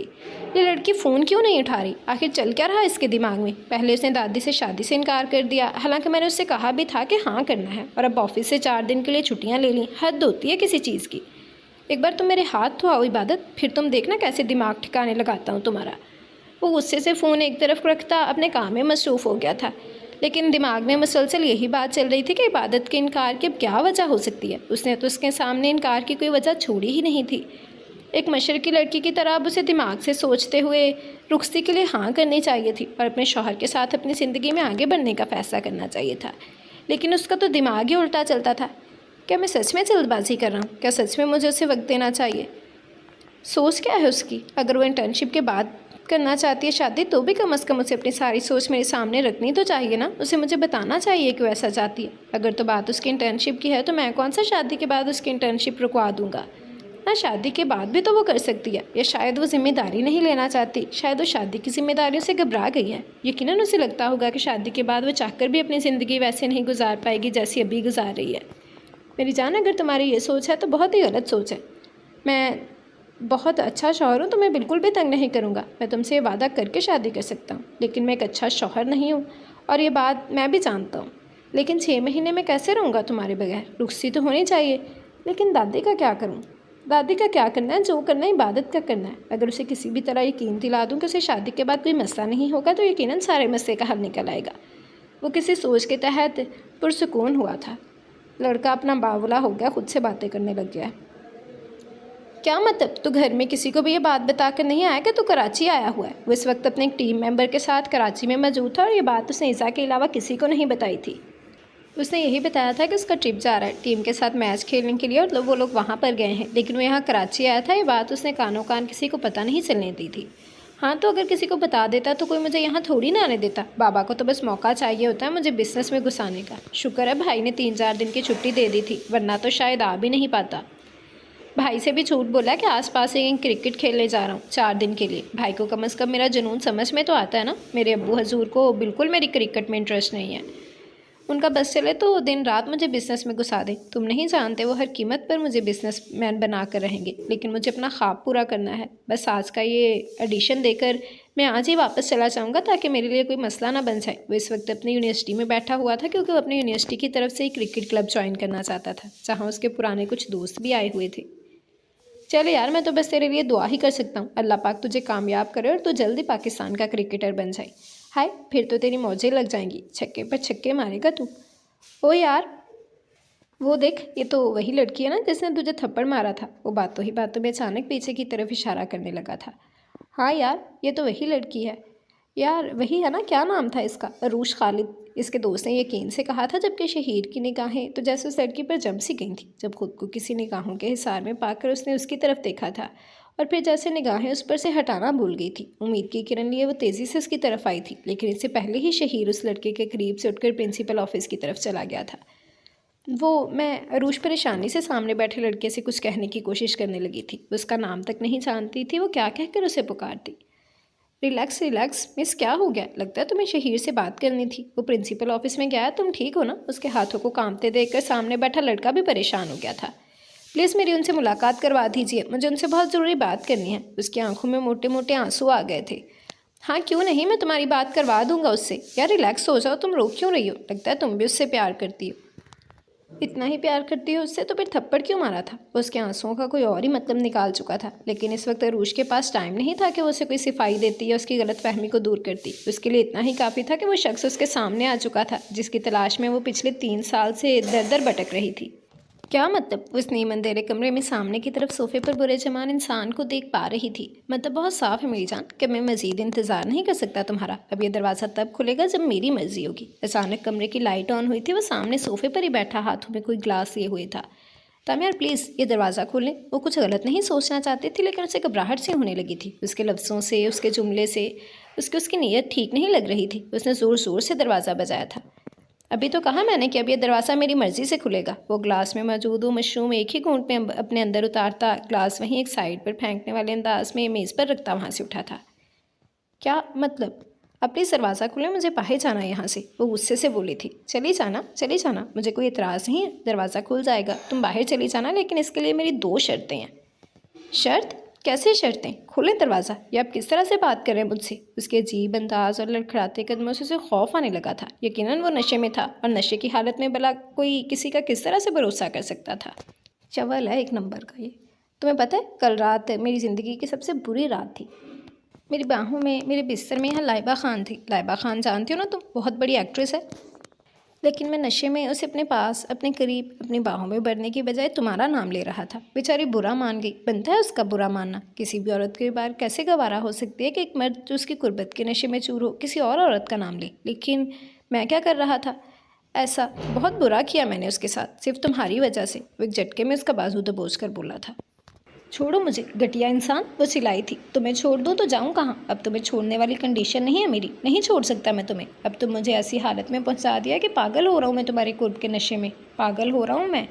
मुझे तुम चाहिए, किसी भी हालत में चाहिए। तुम्हारे पास दो रास्ते हैं इस कमरे से बाहर निकलने के लिए। एक, अपनी मर्ज़ी से मेरी बाहों में आ जाओ, बस चंद घंटों के लिए मेरे इस बिस्तर को आबाद कर दो, लाख लानत तुम पे, और इसके बदले में मैं तुम्हें तुम्हारी मुंह मांगी कीमत तुम्हें दूंगा। दूसरा रास्ता ज़बरदस्ती का है। अगर तुम अपनी मर्ज़ी से मेरे पास नहीं आ सकती तो फिर ज़बरदस्ती। चिट्टाख वो भी बोल ही रहा था जब इज़ा का हाथ पूरी शिद्दत से उठा और उसके गाल पर अपना निशान छोड़ गया। इस दफ़ा उसका थप्पड़ हल्का हरगिज़ नहीं था। अच्छा हुआ और मारो एक, घटिया जलील इंसान। तुम्हारी नीयत में उस मॉल वाले दिन में ही समझ गई थी, लेकिन मुझे लगा कि शायद मैं गलत फहमी का शिकार हूँ। शर्म नहीं आती तुम्हें ऐसी घटिया बातें करते हुए? अरे एक बार तो सोचते कि दादी तुम्हें कितना प्यार करती हैं। तुम्हारी बीमारी का सुनकर तड़प उठी थी, वो अपनी बीमारी भूल गई थी वो। और तुम घटिया जलील इंसान, ये है तुम्हारी हकीकत। वो गुस्से से चिल्लाई थी जब अगले ही लम्हे वो उसे बालों से पकड़कर अपने करीब खींच चुका था। हाँ, ये है मेरी हकीकत, ऐसा ही हूँ मैं, यही है मेरी सच्चाई। और कौन सी दादी? किसकी दादी? वो घटिया औरत जो मेरे दादा को धोखा देकर भाग गई। थूकता भी नहीं मैं उस पर। इस घर में मैं सिर्फ तुम्हारी वजह से गया था। उस दिन जब बारिक शाह वो पेपर्स लेकर मुझे दिखाने आया था ना, कबाड़ में फेंक दिए थे, क्योंकि मेरी नज़र में बारिक की भी कोई औकात नहीं थी। लेकिन तुमने मेरे होश उड़ा रखे थे।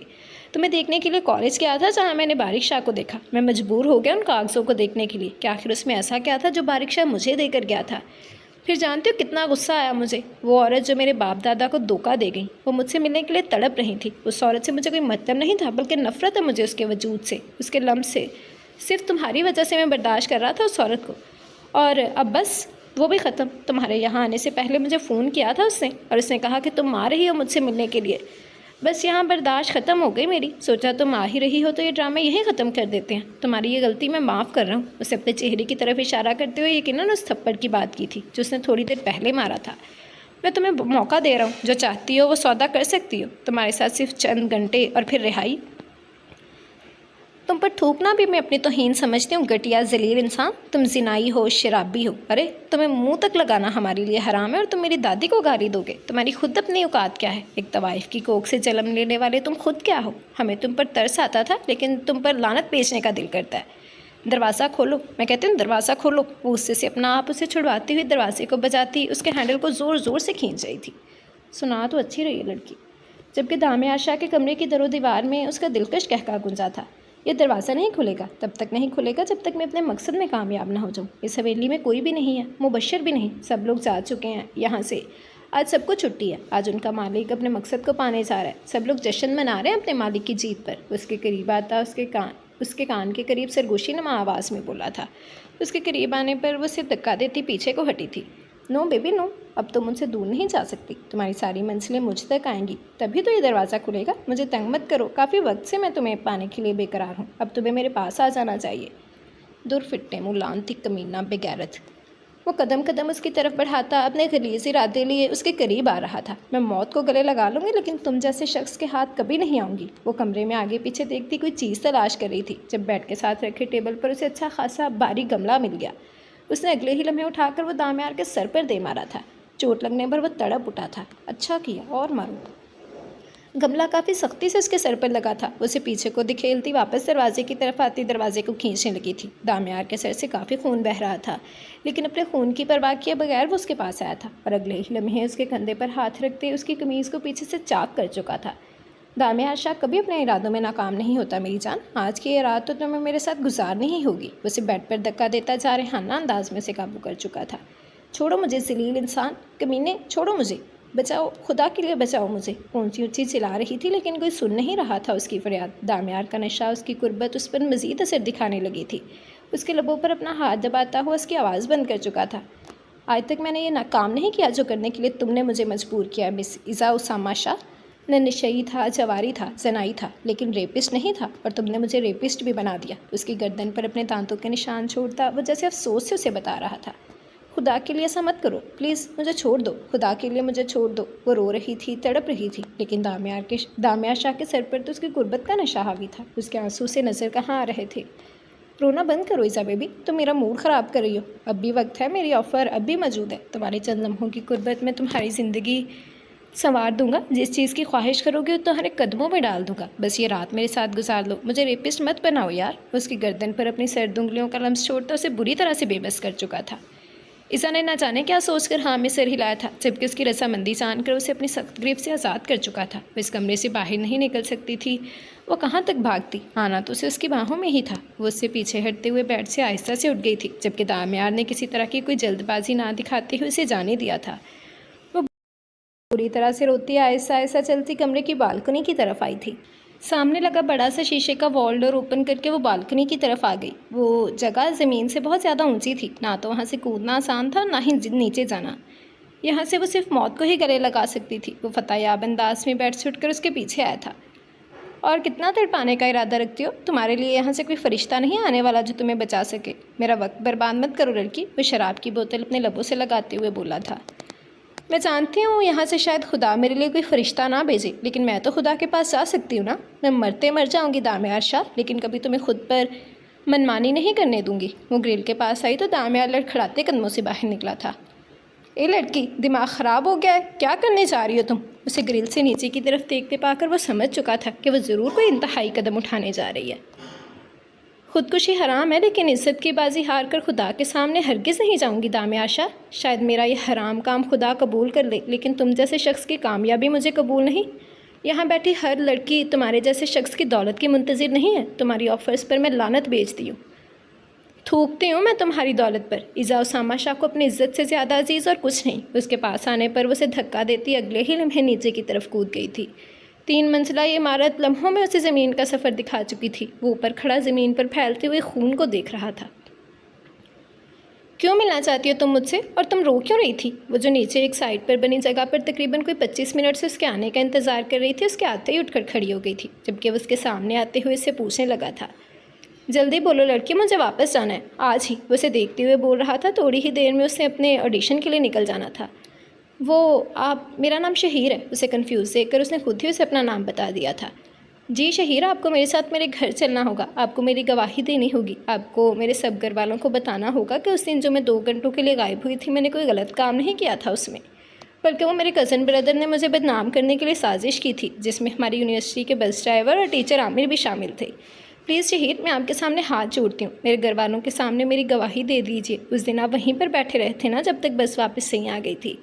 आपने बस उन लोगों को ये बताना है कि मैं कोई गलत काम नहीं कर रही थी, और वो सारे वक्त में आप मेरे साथ थे। मैं नहीं जानती कि उस दिन आप बस से किस नीयत से उतरी थी, लेकिन मैं जानती हूँ मैंने आपको अपने आगे पीछे कई दफ़ा देखा था। उस दिन इन 2 घंटों की बस में गैर हाजिरी की वजह से मेरी ज़ात पर बहुत कीचड़ उछाला गया है। मुझ पर बहुत गंदे इल्ज़ाम लगाए गए हैं। मेरे बाबा आज भी मेरे लिए लड़ रहे हैं। प्लीज़ आप ही मेरी गवाही दे सकते हैं। मैं पिछले 3 साल से आपको तलाश कर रही हूँ। मैंने वहाँ सबको बताने की कोशिश की थी कि मेरे साथ सीनियर यूनिवर्सिटी के स्टूडेंट थे, लेकिन किसी ने मुझ पर एतबार नहीं किया। ख़ासकर टीचर आमिर ने मुझ पर बहुत बेबुनियाद इल्ज़ाम लगाए, यहाँ तक कि ये तक कह दिया कि मैं यहाँ इस ट्रिप पर अपने किसी बॉयफ्रेंड से मिलने गई हुई थी। आप यकीनन नहीं जानते होंगे, लेकिन लास्ट ईयर में मेरा एक कज़न ब्रदर था। उसकी वजह से मुझे पूरे ख़ानदान में बदनामी का सामना करना पड़ रहा है। उसका दावा है कि अगर मैं यूनिवर्सिटी के स्टूडेंट को ढूंढ कर ले आती हूँ तो ही वो मुझे पाक दामन मानेंगे, वरना शायद सारी ज़िंदगी में अपने दामन पर इस दाग को लिए घूमती रहूँगी। आपको कुछ भी नहीं करना, सिर्फ मेरे बाबा के सामने ये जाकर कहना है कि उस दिन आप मेरे साथ थे, और कुछ भी नहीं चाहिए मुझे आपसे। मैं बस अपने बाबा का यकीन जीतना चाहती हूँ। मैंने बताना चाहती हूँ कि उनका यकीन बेमोल नहीं है। आप आएंगे ना मेरे घर में? प्लीज़ मेरे बाबा के सामने मेरी पाक दामनी की गवाही देंगे ना? उसका हाथ थामे हुए उम्मीद से पूछ रही थी, जब शहीद ने मुस्कुराकर हाँ में सिर हिलाया था। तुम परेशान मत हो रूश, बिल्कुल परेशान होने की ज़रूरत नहीं है तुम्हें। मैं तुम्हारे साथ हूँ और मैं ज़रूर तुम्हारे लिए गवाही दूंगा। तुम्हारा कोई कसूर नहीं है। उस दिन बस ड्राइवर की वजह से तुम्हारी बस मिस हो गई थी। उस दिन मैं बस से इस नीयत से उतरा था क्योंकि मुझे वहीं से आगे एयरपोर्ट जाना था, ताकि मैं अपने घर वापस जा सकूं, लेकिन तुम्हें अकेले देखकर मेरा वहाँ से जाने का दिल नहीं किया। लेकिन मैं हरगिज़ नहीं जानता था कि मेरे जाने के बाद ये सब कुछ हुआ है। तुम परेशान मत, तो मैं तुम्हारे साथ हूँ। उसने उसे यकीन दिलाया तो वो भीगी आंखों से मुस्कुराई थी। दामियार तेज़ी से सीढ़ियाँ तय करता नीचे की तरफ वहाँ आया था। उसका नशा जैसे लम्हों में उड़ा था। वो पागलों की तरह भागा था। उसे कुछ होश नहीं था। पता था तो सिर्फ इतना कि वो मर रही थी।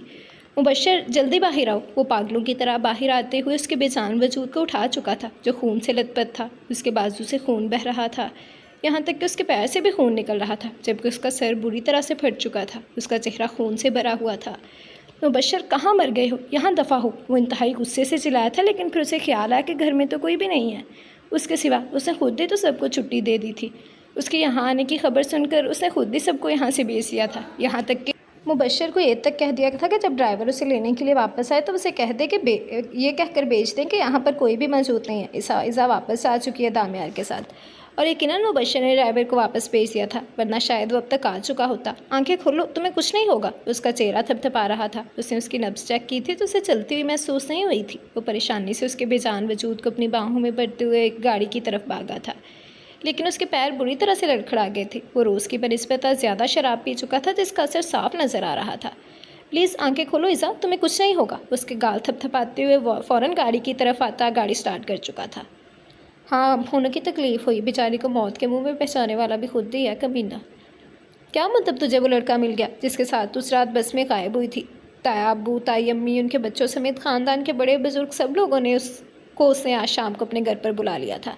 ताई अम्मी, आपके बात करने का अंदाज़ गलत है। मैं उस दिन किसी के साथ गायब नहीं रही थी, बल्कि वो आदमी मेरा सीनियर होने की वजह से मुझे अकेले देखकर मेरे आसपास रहा था, क्योंकि रात अकेली लड़की को तेज़ बारिश में इखलाकियात के नाते वो छोड़कर नहीं जा सकता था। और पिछले 3 साल से मैं आपको यही बताने की कोशिश कर रही हूँ कि मैंने वहाँ अपनी यूनिवर्सिटी के किसी लड़के को देखा था जो कि मेरी गवाही दे सकता है, लेकिन वो मुझे नहीं मिल रहा था। और आज वो यूनिवर्सिटी आया हुआ था अपने पुराने दोस्तों से मिलने के लिए, तो मैंने उसे बताया कि हमारे ख़ानदान वालों की सोच कितनी नीच और कितनी घटिया है। तो उसने मुझे कहा कि वो यहाँ आकर मेरे नाम की गवाही देगा। इन 2 घंटों के दरमियान जब मैं गायब रही तब कहाँ थी और किस हालत में रही, क्योंकि जिनके साथ मुझे बेचा गया था वो तो माशाल्लाह से ज़िम्मेदारी नाम की किसी चीज़ से वाकिफ़ ही नहीं थे। वो ताया अब्बू के बेटे को देखते हुए इस अंदाज़ में बोली कि वो तलमिला कर रह गया था। ज़ुबान बहुत चलती है तुम्हारी हमेशा से ये रूश बेटी, और ये बात ठीक नहीं है। कल को तुमने हमारे ही ख़ानदान में आना है, और होने वाले शौहर से बात करने का एक तरीका होता है, एक सलीका होता है। ताई अम्मी ने काफ़ी सख्ती से उसे एहसास दिलाया था कि वो अपने होने वाले शौहर की शान में तौहीन कर रही है। इड्डा राजा इंदर ये। और ऐसा होगा क्यों ताई अम्मी? उसके गुस्से की तो कोई इंतहा ही नहीं रही थी। वो अब तक उसका नाम बेवजह अपने बेटे के साथ जोड़ रहे थे, इसलिए क्योंकि अगर वो लड़का आकर ये कहता है कि वो तेरे साथ था तो भी तो कोई पाक दामन साबित नहीं हो जाएगी बीबी। तो एक मर्द के साथ ही अकेली थी वहाँ बरसती बारिश में अकेले आधी रात को एक लड़की 2 घंटे तक सबकी निगाहों से ओझल एक मर्द के साथ अकेली रहेगी तो वो कोई पाक बीबी साबित नहीं होगी। ताई अम्मी का अंदाज़ ऐसा था जैसे वो अपने लिए किसी को गवाह के तौर पर बुलाकर उससे भी बड़ा गुनाह कर चुकी है। ऐसी औरतों के बंदा गिच्ची मरोड़ दे। ताई अम्मी, वो आदमी सिर्फ इस वजह से वहाँ रुका था ताकि मुझे डर ना लगे और मैं किसी तरह की गलती ना करूँ। उससे मुझसे बात तक नहीं की थी और ना ही मेरे पास आया था। वो जैसे अपनी सफाई पेश कर रही थी जब दरवाजे पर दस्तक हुई। फ़िलहाल ये फजूल बातें छोड़िए, लगता है वो लड़का आ गया। इसी से पूछ लेते हैं कि आखिर उस रात हुआ क्या था। ताया अब्बू ने दरवाजे की तरफ इशारा किया तो उनका बेटा फ़ौरन से उठा था दरवाज़ा खोलने के लिए, जबकि शहीर को जल्द से जल्द वापस जाना था क्योंकि थोड़ी ही देर में उसकी फ़्लाइट थी। वो पागलों की तरह उसे उठाया हॉस्पिटल में लेकर आया था। डॉक्टर ने इतना ज़्यादा खून बहते देखकर अंदाज़ा लगा लिया था कि यकीनन इस लड़की का कोई एक्सीडेंट वगैरह हुआ है, लेकिन दामियार शाह को ऐसी हालत में वहाँ देखकर वो हैरान ज़रूर रह गए थे। दामियार साहब, आप यहाँ, खैरियत तो है ना? एक डॉक्टर भागता हुआ उसके पास आया था।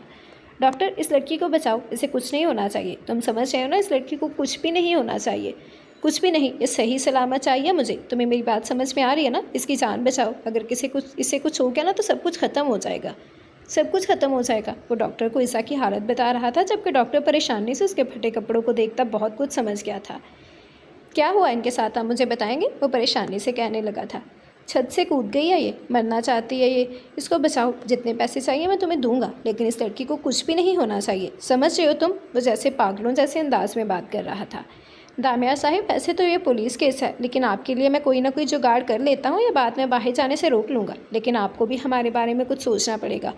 डॉक्टर कुछ देर सोचने के बाद बोला तो दामियार को मज़ीद उस पर गुस्सा आने लगा था।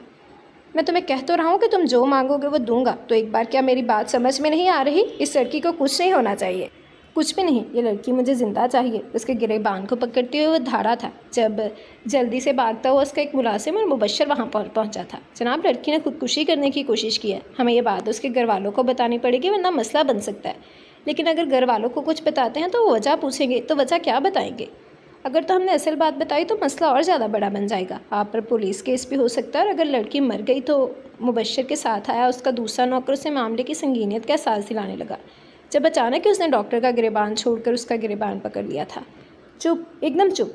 किसी का डर नहीं है मुझे। वो लोग जो करते हैं करते रहें, बस ये लड़की ज़िंदा बचनी चाहिए, इसे कुछ नहीं होना चाहिए, वो मरनी नहीं चाहिए। समझ में आई मेरी बात? वो अपने नौकर को पीछे धकेलता गुस्से से डॉक्टर से बोला था, जबकि वो सिर्फ हाँ में सर हिलाता ईसा को ICU में ले गया था। क्या उसके घर वालों को ये बात बतानी है? मुबश्शिर परेशानी से कहने लगा था। मुझे नहीं पता मुबश्शिर, मेरा दिमाग ख़राब मत करो। वो गुस्से से धाड़ा तो मुबश्शिर खामोश हो गया था। क्या हुआ मेरी बच्ची को? कैसे गिर गई वो मुबश्शिर बेटा? बताओ मुझे, वो ठीक तो है ना? डॉक्टर क्या कहता है? कहाँ है वो? इन लोगों ने दादी को यहाँ आने से बहुत मना किया था, लेकिन इसके बावजूद भी दादी को सबसे पहले खबर मिली थी, क्योंकि मुबश्शिर के पास उन्हीं का ही नंबर था। दादी की हालत से वो ना वाकिफ़ था, इसीलिए उसने साफ साफ कह दिया था कि ईज़ा बालकनी से नीचे गिर गई है और इस वक्त हॉस्पिटल में ICU में दाखिल है। डॉक्टर कह रहा है कि उसका बहुत खून ज़ाया हो चुका है और O नेगेटिव खून कहीं पर भी नहीं मिल रहा। ऐसे में इन लोगों को खून की भी ज़रूरत थी। शायद वो लोग किसी को जानते हों जिसका O नेगेटिव ब्लड हो और उसकी जान बच जाए, वरना O नेगेटिव खून का इंतज़ाम करना भी उनके लिए मुश्किल हो चुका था। इसीलिए मुबश्शिर ने उनके घर में बताया था। दादी जी वो ICU में दाखिल हैं, दुआ करें। डॉक्टर कह रहा है कि ज़्यादा उम्मीद नहीं दिलवा सकता, बहुत ज़्यादा चोटें लगी हैं और डॉक्टर कह रहा था कि बाजू की हड्डी भी टूट गई है, वो भी 3 अलग अलग जगह से। शुक्र है कि टांग बच गई है, लेकिन चोट वहाँ पर भी बहुत लगी है। दुआ करेंगे वो बच जाए। डॉक्टर ने कहा है कि खून की ज़रूरत है, खून बहुत ज़ाया हो गया, आप लोग जितना जल्दी हो सके खून का इंतज़ाम करें। हाँ ज़बर आ रहा है, ज़बर और ईसा का ब्लड ग्रुप एक ही है। बारिक दादी को वहीं रखी कुर्सी पर बैठाते हुए कहने लगा था, हाय मेरी मासूम बच्ची, मेरी मासूम सी पोती, या अल्लाह मेरी बच्ची को ज़िंदगी दे। कैसे गिर गई वो, न जाने किस हाल में होगी। दादी तो रो रो कर अपना हाल बिगाड़ रही थी। जब दामिया डॉक्टर के कमरे से बाहर निकला, ब्लड का कोई इंतज़ाम हुआ? वो मुबश्शिर के पास आया था, जबकि वो हाँ में सर हिलाता उसे ज़बर के बारे में बता रहा था। जब उन्हें जल्दी से 2nd फ्लोर पर भागते हुए ज़बर भी इसी तरफ आता नजर आया। वो तेज़ी से उसी की तरफ कदम बढ़ा रहा था। ज़बर जल्दी चलो, उसे सख्त खून की ज़रूरत है। उसका बाजू पकड़कर वहीं से अपने साथ आगे लेकर गया था। जब पीछे से दादी के नाम की चीखों पुकार शुरू हुई, दामियार ने तो ज़्यादा ध्यान नहीं दिया था, लेकिन ज़बर एक लम्हे के लिए रुका था, लेकिन दामियार उसे खींचकर अपने साथ ले गया था। दादी अब ठीक है ना? दादी आपको क्या हो रहा है? दादी को अचानक सीने पर हाथ रखे देख इबादत घबरा कर उनको देखने लगी थी। या इलाही, दादी अब ठीक तो है ना? क्या हो गया आपको? इबादत तुम यहीं रुको, मैं डॉक्टर को बुला के लाता हूँ। दादी की हालत बिगड़ते देखकर बारिक फ़ौरन बाहर की तरफ भागा था। इसीलिए दादी को बताने से मना किया था, लेकिन वो मुबश्शिर भाई से भी क्या गिला, वो कौन सा दादी की कंडीशन को जानते थे। वो परेशानी से बाबा को बताने लगी थी, जबकि बाबा खुद परेशानी से कभी इधर तो कभी उधर भाग रहे थे। आइए, हम कब से आपके आने का इंतज़ार करें। वो सबसे पहले इसकी तरफ कदम बढ़ाते हुए बोली थी। 1 मिनट, तुम तो शहीर शाह हो ना? चाचा जान ये क्या किसी की गवाही देगा? यही तो था उस दिन इसके साथ, यही तो इसका बॉयफ्रेंड है, और इसको थप्पड़ भी तो मारा था इसने यूनिवर्सिटी में, तो इसके साथ मिलकर हमें बेवकूफ़ बनाने की तैयारी की जा रही है। गुड अरूश भी वेरी गुड, लेकिन ये तुम्हारी क्या गवाही देगा? यही तो उस दिन तुम्हारे साथ रंगरलियाँ मना रहा था। उसके अल्फाज इंतहाई गलीज़ थे, उसकी शक्ल की तरह।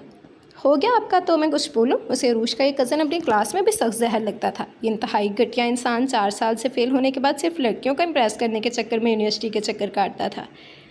अंकल ये सब लोग कौन है मैं नहीं जानता, और ना ही मैं इन सब के सामने कोई सफाई या गवाही देने आया हूँ। मैं सिर्फ आपको ये बात बताने आया हूँ कि आप अपनी बेटी पर यकीन करें, एतबार करें, वो गलत नहीं है। लोगों का क्या है, आप कभी एक को गवाही देंगे, कभी दूसरे को सफाई देंगे, लेकिन होगा कुछ भी नहीं। जो नज़र गलत अंदाज में देखती है वो आपको ही गलत समझेगी। उस दिन ट्रिप के दौरान आपका ये भतीजा आपकी बेटी को बस से जानबूझकर निकाल चुका था, वो भी ड्राइवर के साथ मिलकर, और इस काम में इनका एक आमिर नामी प्रोफेसर भी शामिल था, जिसको मैंने उस वक्त 20,000 रुपये दिए थे इसने उस वक्त 20,000 रुपये दिए थे, सिर्फ वो चंद लाइनें बोलकर आपकी बेटी का किरदार ख़राब करने के लिए। सच कहूँ तो अभी थोड़ी देर में मेरी एक फ़्लाइट है और वहीं जाने की तैयारी कर रहा था, लेकिन जब आपकी बेटी ने मुझे बताया कि उस पर इतने घटिया और गलीज़ इल्ज़ाम लगाए गए हैं, तो मैं सबसे पहले प्रोफेसर आमिर से मिला था, जिसको थोड़े से ज़्यादा पैसे देने के बाद उसे खुद ही अपना मुँह खोल दिया कि ये सब कुछ आपके भतीजे का किया कराया है। हाँ, लेकिन वो बस ड्राइवर नहीं मिल सका, क्योंकि उसे काफ़ी साल पहले ही जॉब से निकाल दिया गया था। अगर आप चाहते हैं तो मैं प्रोफेसर आमिर को बुलाकर भी आपकी बेटी की गवाही दिलवा दूंगा, लेकिन बात फिर वहीं आ जाएगी। इतनी क्लासें आपकी बेटी का मामला है, मैं नहीं चाहता कि यहाँ से बाहर निकले, लेकिन फिर भी अगर आप चाहें तो मैं इस मामले को पब्लिकली भी हैंडल कर सकता हूँ। आपकी बेटी बिल्कुल बेगुनाह है, उतनी ही पाक है जितनी उस रात से पहले थी। वो उनकी तरफ देखते हुए बोला तो हाजी साहिब ज़रा सा मुस्कुराकर हाँ में सर हिला गए थे। उन्हें वैसे भी अपनी बेटी के लिए किसी तरह की सफाई की ज़रूरत नहीं थी। अच्छा जी, माशाल्लाह माशाल्लाह, क्या आशिक है, इतनी ही पाक है जितनी 3 साल पहले थी। तो बेटा तुम निकाह कर लो इससे। क्या हुआ, बस हवा निकल गई सारी, गवाही निकल गई सारी, तेज़ तराई। सारा इल्ज़ाम मेरे बेटे पर लगा रहा है। अगर इतनी ही पाकीज़ा है तो तू कर ले इससे निकाह। एक तो मेरा बेटा इसे अपना नाम दे रहा है, उसे शादी को तैयार है, और इस मोहतरमा के नखरे देखो। तू आया है ना गवाह बनकर, इसका कर ले निकाह इससे। अगर तू इससे निकाह करता है तो हम इसे पाक दामन समझते हैं। ताई अम्मी ने जैसे पत्ता फेंका था।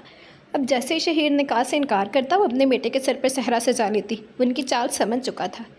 क्या हुआ, नहीं कर सकता ना तो इससे निकाह, बस इतनी सी थी गवाही, कोई निकाह नहीं कर सकता इससे, क्योंकि आपकी बेटी है ही गंदी। अगर साफ़ होती तो करता ना ये निकाह, इससे क्यों यहाँ भूत बनकर खड़ा हो गया। अगर आपकी बेटी सच्ची होती तो क्या इस तरह खामोश खड़ी होती। वैसे तो इसकी गलत बात पर बड़ी ज़ुबान चलती है।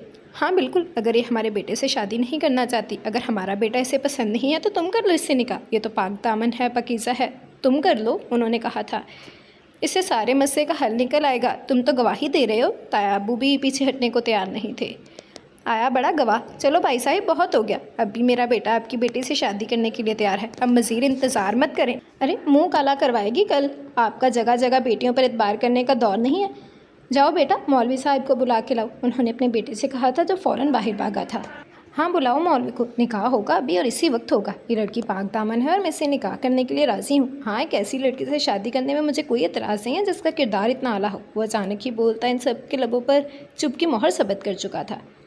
शुक्रिया ज़बर, मैं तुम्हारा बहुत बहुत शुक्रिया, मैं तुम्हारा ये एहसान ज़िंदगी भर नहीं भूलूंगा। वो ब्लड देकर जैसे ही ब्लड बैंक से निकला था, दामियार ने उसकी तरफ देखते हुए कहा था, इड्डा तो हमदर्द, तुम पागल तो नहीं हो गए? वो मेरी बहन है, मेरी सगी बहन है, मैं उसे अपना खून क्यों नहीं दूंगा? वो हैरानगी से उससे पूछने लगा था। उसकी बात से समझ में नहीं आई थी वो अपनी बहन को खून देकर किस तरह का एहसान करने की बात कर रहा था। इट्स ओके ज़बर, वो परेशान है क्योंकि ईज़ा इस कंडीशन में उसी के घर से पहुंची है। बारिक उसके साथ बाहर आता बेहद कम आवाज़ में बोला था। हाँ वही तो मैं जानना चाहता हूँ, इज़ू गई कैसे वहाँ पर, गिरी कैसे? इतनी छोटी बच्ची तो है नहीं कि उसे पता ना हो कि वहाँ से नीचे गिर सकती है और जानबूझकर वहाँ चली जाए। क्या करने गई थी वहाँ बालकनी में? और अब दामियार से तफ्तीशें करने लगा था जब डॉक्टर दादी वाले रूम से बाहर निकला। मैंने आप लोगों को पहले भी कहा था, वो अभी अभी मेजर हार्ट अटैक से बाहर निकली हैं। उन्हें टेंशन से दूर रखें, किसी तरह की टेंशन उनके लिए जानलेवा साबित हो सकती है। लेकिन आपको शायद मेरी बात समझ ही नहीं आ रही। उनके दिल की धड़कन इतनी ज़्यादा तेज़ हो चुकी थी कि कभी भी अटैक हो सकता था उन्हें। खुदा का करम है कि वो हॉस्पिटल में मौजूद थी, वरना एक हार्ट अटैक के ऊपर दूसरा हार्ट अटैक उनकी बुरी जान बर्दाश्त नहीं कर सकती थी। डॉक्टर उनको दादी की संगीन हालत के बारे में बताने लगा था। डॉक्टर, हम खुद भी उन्हें कोई टेंशन नहीं देते, पता नहीं कैसे ये सब कुछ हो गया। अचानक घर में इस तरह की सिचुएशन सामने आई तो सब लोग ये बुखला गए थे। अब कैसी हैं दादी? बारिक ने परेशानी से पूछा था। बेहतर है, लेकिन ख्याल रखेंगे छोटी सी टेंशन भी उनके लिए जानलेवा साबित हो सकती है। अगर आप लोगों को अपनी दादी की जान प्यारी है तो कोशिश कीजिए कि दोबारा इस तरह की कोई गलती ना हो, वरना उनके लिए बिल्कुल भी अच्छा नहीं होगा। डॉक्टर उन्हें तफसील बताने लगा था, जबकि दादी की हालत सुनकर ज़बर और बारिक दोनों परेशान हो गए थे। जबकि दामियार वहीं से आगे बढ़ गया था। उसे दादी की हालत में कोई इंटरेस्ट नहीं था। अगर उसे किसी की फ़िक्र थी तो ईज़ा थी। वो मीटिंग में था, अपने ऑफिस में आया तो देखा उसके फ़ोन पर बारिक और ज़बर के साथ साथ इबादत की भी बहुत सारी कॉल्स लगी हुई थी। उसने जल्दी से बारिक को बैक कॉल करने की कोशिश की तो उसका फ़ोन मसरूफ़ था। जब अचानक ही इबादत की कॉल आने लग गई। वो कल रात से उसे फ़ोन करने की कोशिश कर रहा था और वो फ़ोन उठा ही नहीं रही थी। अब वो खुद बेचैनी से उसे फ़ोन कर रही थी। ये उसकी कोई 22वीं कॉल थी, यकीनन कोई बड़ा मसला ही हुआ था, वरना वो इस तरह से उसे कॉल कभी ना करती। हेलो, हाँ इबादत, बोलो, सब ठीक है ना? तुमने इतनी दफ़ा कॉल की, बारिक भाई का भी फ़ोन आ रहा है, ज़बर की भी कॉल्स लगी हुई है, सब खैरियत है ना घर पे? वो परेशानी से पूछने लगा था, जब दूसरी तरफ से इबादत के रोने की आवाज़ के अलावा उसे कुछ समझ आया था।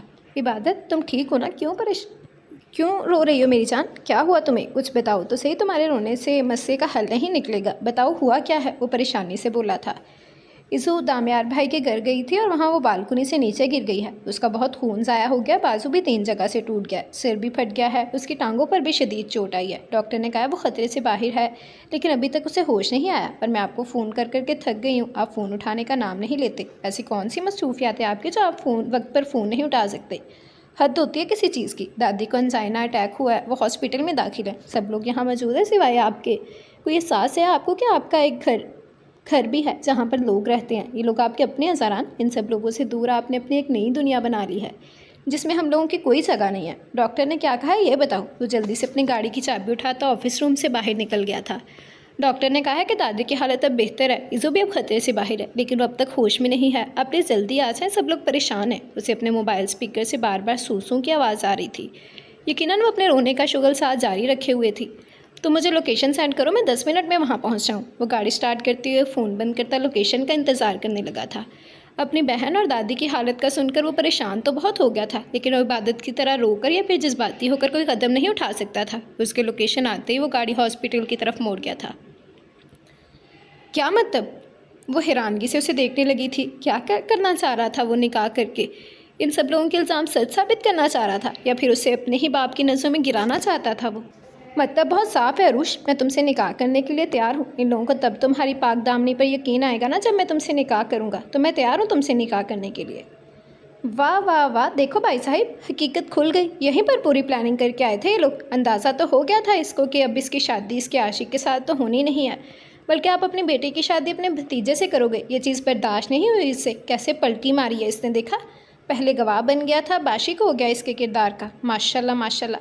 बेटा, हम कोई यहाँ बेवकूफ़ नहीं बैठे जो तुम लोगों की चाल को समझ नहीं पाएंगे। यहाँ पर तो आशिकी माशूकी चल रही है। अब समझ में आया कि 3 साल से मेरा बेटा क्यों अच्छा नहीं लग रहा था। कमीनी ताई किसी मामले में राज़ी नहीं है। आप लोगों का कोई दीन ईमान है? हर बात में आप लोग कोई ना कोई गेम खेल रहे हैं। अगर मैं इसकी गवाही देता हूँ तो मैं मुजरिम हूँ, अगर मैं इसकी गवाही नहीं देता तो वो मुजरिम है, अगर मैं किसी तीसरे को लेकर आता हूँ तो वो प्लानिंग है, अगर मैं खुद से शादी नहीं करता तो ये नापाक है, अगर मैं इसे शादी करता हूँ तो ये मेरी गर्लफ्रेंड है। आखिर चल क्या रहा है आप लोगों के दिमाग में? आप लोग एक बात पर क्यों नहीं टिक रहे? वो गुस्से से चिल्लाया था। आप जाइए यहाँ से शहीद, ये लोग आपकी बात को नहीं समझ सकते। मेरी वजह से आपको अपनी ज़िंदगी बर्बाद करने की ज़रूरत नहीं है। जाइए यहाँ से, मैं खुद सब कुछ हैंडल कर लूँगी। वो शहीद को इन सब मामलात से बाहर करने की कोशिश करने लगी थी। हाँ बेटा, तो जा यहाँ से, बहुत आशिक है इससे निकाह पढ़वाने वाले। मेरे बेटे को भी यही नज़र आई थी, स्याह किरदार वाली। ताई अम्मी मुँह बनाते हुए बोली थी। अगर इतना ही स्याह किरदार है इसका तो मेरे निकाह में क्यों नहीं देते आप लोग? मैं कर रहा हूँ ना इस स्याह किरदार वाली लड़की से शादी, तो फिर क्या मसला है आप लोगों को? वो गुस्से से उन्हें देखते हुए बोला था। बेटा, मसला यह है कि जो तू चाहता है ना वो कभी नहीं हो सकता। ये घर, ये ज़मीन तो ख़ानदान के बीच में ही रहेगी। इस लड़की की शादी ख़ानदान में ही होगी, वो भी हमारे बेटे के साथ, क्योंकि हम ये विरासत अपने ख़ानदान से बाहर नहीं जाने देंगे। वो इस अंदाज़ में बोली थी कि शहीद के लबों पर गहरी मुस्कुराहट आ गई। अच्छा, तो यहाँ मामला जायदाद का है तो इस बेचारी को भी इसमें क्यों घसीट रहे हैं? अपने भाई से बात करें। ये तो मेरी गर्लफ्रेंड है, इसकी शादी तो मुझसे होगी। वैसे भी इतनी सारी प्लानिंग की है और मैं पीछे थोड़ी ना हटूँगा। वो मुस्कुराते हुए बोला तो वो सब हैरानगी से उसे देखने लगे। देखिए अंकल, अब मैं मज़ीद झूठ नहीं बोल सकता। मुझे तो पता ही नहीं था कि ये सारा मसला जायदाद का है। मुझे कोई जायदाद वगैरह कुछ नहीं चाहिए, मुझे सिर्फ आपकी बेटी चाहिए। बहुत मोहब्बत करता हूँ मैं उससे, वो भी 3 साल से। और वो जिस रात का जिक्र कर रहे हैं ना, ये मेरे साथ ही थी। कसम ले लीजिए, 2 घंटे मेरी निगाहों के सामने रही है, ये एक लम्हा भी इधर उधर नहीं हुई। बेबी, मज़ीद झूठ नहीं बोल सकते, हम भी खोल देते हैं राज। कब तक छुपाएंगे? कभी ना कभी तो सबको पता चल ही जाएगा ना। लो जी, मौलवी साहब भी आ गए। आइए मौलवी साहब, निकाह पढ़ाएं ना। आपने सैयद शहीर उसामा शाह का अरूश खान के साथ, और मैं निकाह के साथ इन कागजात पर भी साइन करने के लिए तैयार हूँ जिनमें ये लिखा है कि हाजी साहब के इस घर से ना मेरा आज कोई लेना देना है और ना ही कोई 100 साल के बाद होगा। मुझे कोई जायदाद नहीं चाहिए। वो हाजी साहब बेशक अपने भाइयों को दें या किसी यतीम खाने में बांटे, सिर्फ और सिर्फ अरूश चाहिए। वो हाथ खड़े करते हुए इनसे बोल रहा था जबकि हाजी साहब की निगाहें झुकी हुई थी। बाबा, ये बूट झूठ बोल रहा है, मैं इसको जानती भी नहीं हूँ। आपको अपनी बेटी पर यकीन आना बाबा, मैंने कुछ नहीं किया। बाबा, ये आदमी झूठ बोल रहा है। बाबा, नज़र उठाएं, सबको बताएं आपकी बेटी बेगुनाह है। मौलवी साहब, निकाह शुरू कीजिए। उसके रोते बिलखते वजूद को एक तरफ करते हुए उसका दुपट्टा उसके सर पर रखने लगे थे, जबकि ताया ताई और ख़ानदान के सारे बड़े बुजुर्ग न जाने क्या क्या बोल रहे थे। उन्हें किसी को कुछ नहीं कहना था। बाबा ना करें, बाबा खुदा के लिए मुझ पर यकीन करें। मैं ताया अबू के बेटे से शादी कर लूँगी। कसम से बाबा, ये झूठ बोल रहा है, ये आदमी झूठ बोल रहा है। बाबा, मैं ऐसी नहीं हूँ। बाबा, ये बदला ले रहा है, मैंने इसे थप्पड़ मारा था। बाबा प्लीज़ मेरा यकीन करें। वो रो रही थी, तड़प रही थी, जबकि बाबा उसे अपने हिसार में लिए ज़बरदस्ती चारपाई पर बिठा चुके थे। अगर तुम चाहते हो कि तुम्हारा बाप यहाँ ख़ुद को ख़त्म ना कर ले तो इस निकाह को कबूल करो। बाबा, वो तड़प उठी थी उनके लफ्ज़ों पर, जबकि बाबा ने मौलवी साहब को इशारा किया था। अब वो ख़तरे से बाहर हैं, लेकिन कोशिश कीजिएगा कि आपकी वजह से उन्हें किसी तरह की परेशानी ना हो। बाजू 3 जगहों से टूटा है तो ज़ख़म बनने में टाइम लगेंगे। कोशिश कीजिएगा कि वो खुद से ज़्यादा वॉक ना करें। हर वक्त कोई ना कोई उनके पास हो। अगर कंडीशन बेहतर रही तो 2-3 दिनों में उन्हें डिस्चार्ज कर दिया जाएगा। डॉक्टर ने उन्हें तफसील बताई थी जब ज़बर बाहर आया। दादी कह रही हैं कि उन्हें इज़ू को देखना है। मैं बहुत कोशिश कर चुका हूँ लेकिन वो रुक नहीं रही। उसने बाहर आकर बारिक से कहा था, दामियार प्लीज़ तुम जाओ और दादी को बताओ कि ईज़ा की हालत अब बेहतर है, वरना वो परेशानी में और ज़्यादा टेंशन लेंगी। बारिक उसकी तरफ देखते हुए कहा था, बारिक मेरी और तुम्हारी बात में कोई फ़र्क थोड़ी है, तुम भी चले जाओ अंदर। और वैसे भी मुझे बीमार लोगों को देखते हुए घबराहट होती है। उससे इनकार किया था। उसका कोई इरादा नहीं था दादी के सामने जाने का। जबकि बाकी सब दादी को काफ़ी दफ़ा देख कर आए थे तो बारिक यही चाहता था कि दामियार भी एक दफ़ा जाकर उनसे मिल ले। अच्छा ठीक है, मैं दादी के पास जा रहा हूँ उन्हें समझाने के लिए, तुम यहीं रुको दामियार के साथ, उसे ज़बर को देखते हुए कहा था। जबकि ज़बर ने सिर्फ हाँ में सर हिलाया था जब ज़रान भी वहाँ आ गया। शुक्र है भाई आप आ गए, यहाँ पर सब कुछ बहुत ख़राब हो गया। ईज़ा गिर गई थी बालकुनी से, अल्लाह पाक के करम से अब वो ख़तरे से बाहर है। जबकि दादी ने टेंशन ले लेकर अपनी हालत बिगाड़ ली थी। उन्हें एंजाइना का अटैक हो गया था। ज़बर उसकी तरफ मुतवज्जह हो गया था। शहीर कहाँ है? उसे सहारा देते हुए शहीर के बारे में पूछने लगा था। इस सारी सिचुएशन में उसे भी यहीं पर होना चाहिए था। मैंने फ़ोन किया था उसे, लेकिन उसका फ़ोन ही नहीं लग रहा। फिर से कोशिश करता हूँ। ज़बर ने उसे बताया तो वो दादी के कमरे की तरफ चला गया, जबकि ईज़ा से मिलने की अभी इजाज़त नहीं थी। डॉक्टर साहब ने कहा है कि ईज़ा को अगले 1.5 घंटे में कभी भी होश आ सकता है, तो ऐसे में आपका यहाँ रुकना ठीक नहीं रहेगा, क्योंकि होश में इतने आते ही सबसे पहले आपके बारे में बताएगी। आप पर बड़ा केस बन सकता है। बेहतर है कि आप इस वक्त यहाँ से चले जाएं। मुबशर उसके पास आते हुए कहा था। नहीं, जब तक ईज़ा को होश नहीं आ जाता तब तक मैं नहीं जाऊँगा। नहीं, जब तक ईज़ा को होश नहीं आ जाता तब तक मैं नहीं जाऊँगा। जब तक मुझे यकीन नहीं हो जाता कि वो बिल्कुल ठीक है, तब तक मैं यहाँ से हरगिज़ जाने वाला नहीं हूँ, वो इनकार करते हुए बोला था। समझने की कोशिश करें, मैं यहाँ सारी सिचुएशन हैंडल कर लूँगा। और डॉक्टर ने कहा तो है कि वो बिल्कुल ठीक है, वो समझा रहा था। नहीं मुबशर, तुम समझ नहीं रहे हो। जब तक मैं उसे खुद ना देख लूँ मैं नहीं जाऊँगा यहाँ से। मुझे देखना है वो ठीक हो, बिल्कुल ठीक हो, उसे कुछ ना हो। जब तक मुझे यकीन नहीं हो जाता कि वो बिल्कुल ठीक है तब तक मैं यहाँ से नहीं जाऊँगा। लेकिन क्यों सर, क्यों मुसीबत में फंसना चाहते हैं? बहुत बड़ा केस बन जाएगा। केस बनता है तो बन जाए, मुझे परवाह नहीं, लेकिन मैं तब तक यहाँ से नहीं जाऊँगा जब तक उसे होश नहीं आ जाता, जब तक मैं अपनी आंखों से नहीं देख लेता कि वो बिल्कुल ठीक है। मैं यहाँ से नहीं जाऊँगा। लगता है इन्हें शराब चढ़ गई है। सर, क्यों आप इस मुसीबत में फंसना चाहते हैं? आखिर वजह क्या है? डॉक्टर कह तो रहा है कि वो ठीक है, खतरे से बाहर है, 1-1.5 घंटे में होश भी आ जाएगा। आप क्योंकि मैं नहीं जाना चाहता, जब तक वो बिल्कुल ठीक ना हो जाए मैं यहाँ से नहीं जाना चाहता, क्योंकि मुझे उस लड़की को ठीक देखना है, बिल्कुल ठीक देखना है। समझ रहे हो तुम मेरी बात को? मुझे वो लड़की बिल्कुल ठीक चाहिए, वो बहुत ज़रूरी है, उसकी ज़िंदगी होना बहुत ज़रूरी है। वो ज़िंदा रहेगी तभी तो मैं ज़िंदा रहूँगा मुबशिर, तुम समझ रहे हो ना? अगर उसे कुछ हो गया तो मैं भी मर जाऊँगा। अल्लाह माफ़ करे, इन्हों क्या हो गया? मुबशर, तुम नहीं जानते, जब तक वो आईसीयू में थी ना मेरा दिल बंद हो रहा था। मुझे डर लग रहा था कि अगर वो लड़की मर गई ना तो मैं मर जाऊंगा। मैं नहीं जाऊंगा यहाँ से, तब तक नहीं जाऊंगा जब तक मुझे यकीन नहीं आ जाता कि वो बिल्कुल ठीक है। हो गया है तुझको तो प्यार सजना, लाख कर ले तू इनकार सजना। लड़का गया अपना, बिल्कुल ठीक होना पड़ेगा उसे। दामिया शाह के लिए ठीक होना पड़ेगा, क्योंकि अगर वो ठीक नहीं हुई तो दामिया शाह मर जाएगा। तुम समझ रहे हो ना मेरी बात को? वो अजीब जुनूनी अंदाज में बोल रहा था, जबकि मुबशर ने सिर्फ हाँ में सर हिलाया था। खिसक गया है लड़का अपना। जी समझ गया मैं दामिया साहिब, आपकी सारी बात मैं बहुत अच्छे तरीके से समझ गया हूँ। आपको इश्क हो गया ईज़ा बीबी से, आप प्यार में पड़ चुके हैं दामिया साहिब। ख़ास है वो लड़की, इसके लिए आपने अपनी नफ़रत बुला दी, अपने बाप दादा की इज़्ज़त को बुलाकर उस लड़की को पाने की कोशिश की। आपको समझ नहीं आया होगा ये क्या है, लेकिन मैं आपकी आंखों में देखकर समझ गया हूँ। इश्क हो गया आपको उस लड़की से। बहुत आगे निकल चुके हैं आप उसकी मोहब्बत में शाह साहिब, बहुत आगे। अब वापसी का कोई रास्ता नहीं है आपके पास। उसे देखते हुए बोले जा रहा था, जबकि दामियार ने उसकी किसी बात से इनकार नहीं किया था। वो सिर्फ उसे सुन रहा था, जबकि ज़बर ने उसे आकर बताया था कि ईज़ा को होश आ गया है। और अब वो ये बात बताने के लिए दादी के कमरे की तरफ भाग गया था, जबकि दामियार खामोशी से इन राहों को देख रहा था जहाँ से अभी ज़बर यहाँ तक आया था। हो गया निकाह, अब करवा इससे रुखसत यहाँ से। मौलवी साहब जैसे ही उठकर बाहर निकले थे, ताया अब्बू ने गुस्से से कहा था, मेरी बेटी अबाही साहिब, मैं बेहतर जानता हूँ मुझे क्या करना है और क्या नहीं। आपको इन मामलात में पढ़ने की ज़रूरत नहीं। आप लोग जितना कर सकते थे कर चुके हैं। वो काफ़ी सख्ती से गोया हुए थे। अरे अरे, ये क्या बात हुई? धोखा तुम्हारी बेटी ने दिया है, हमने नहीं। ताया अब्बू तो परेशान ही हो गए थे उनके इस अंदाज पर।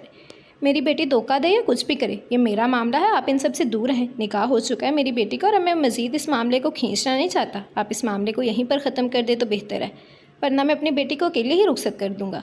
वो अपनी बेटी के बिल्कुल पास बैठे हुए बोले थे।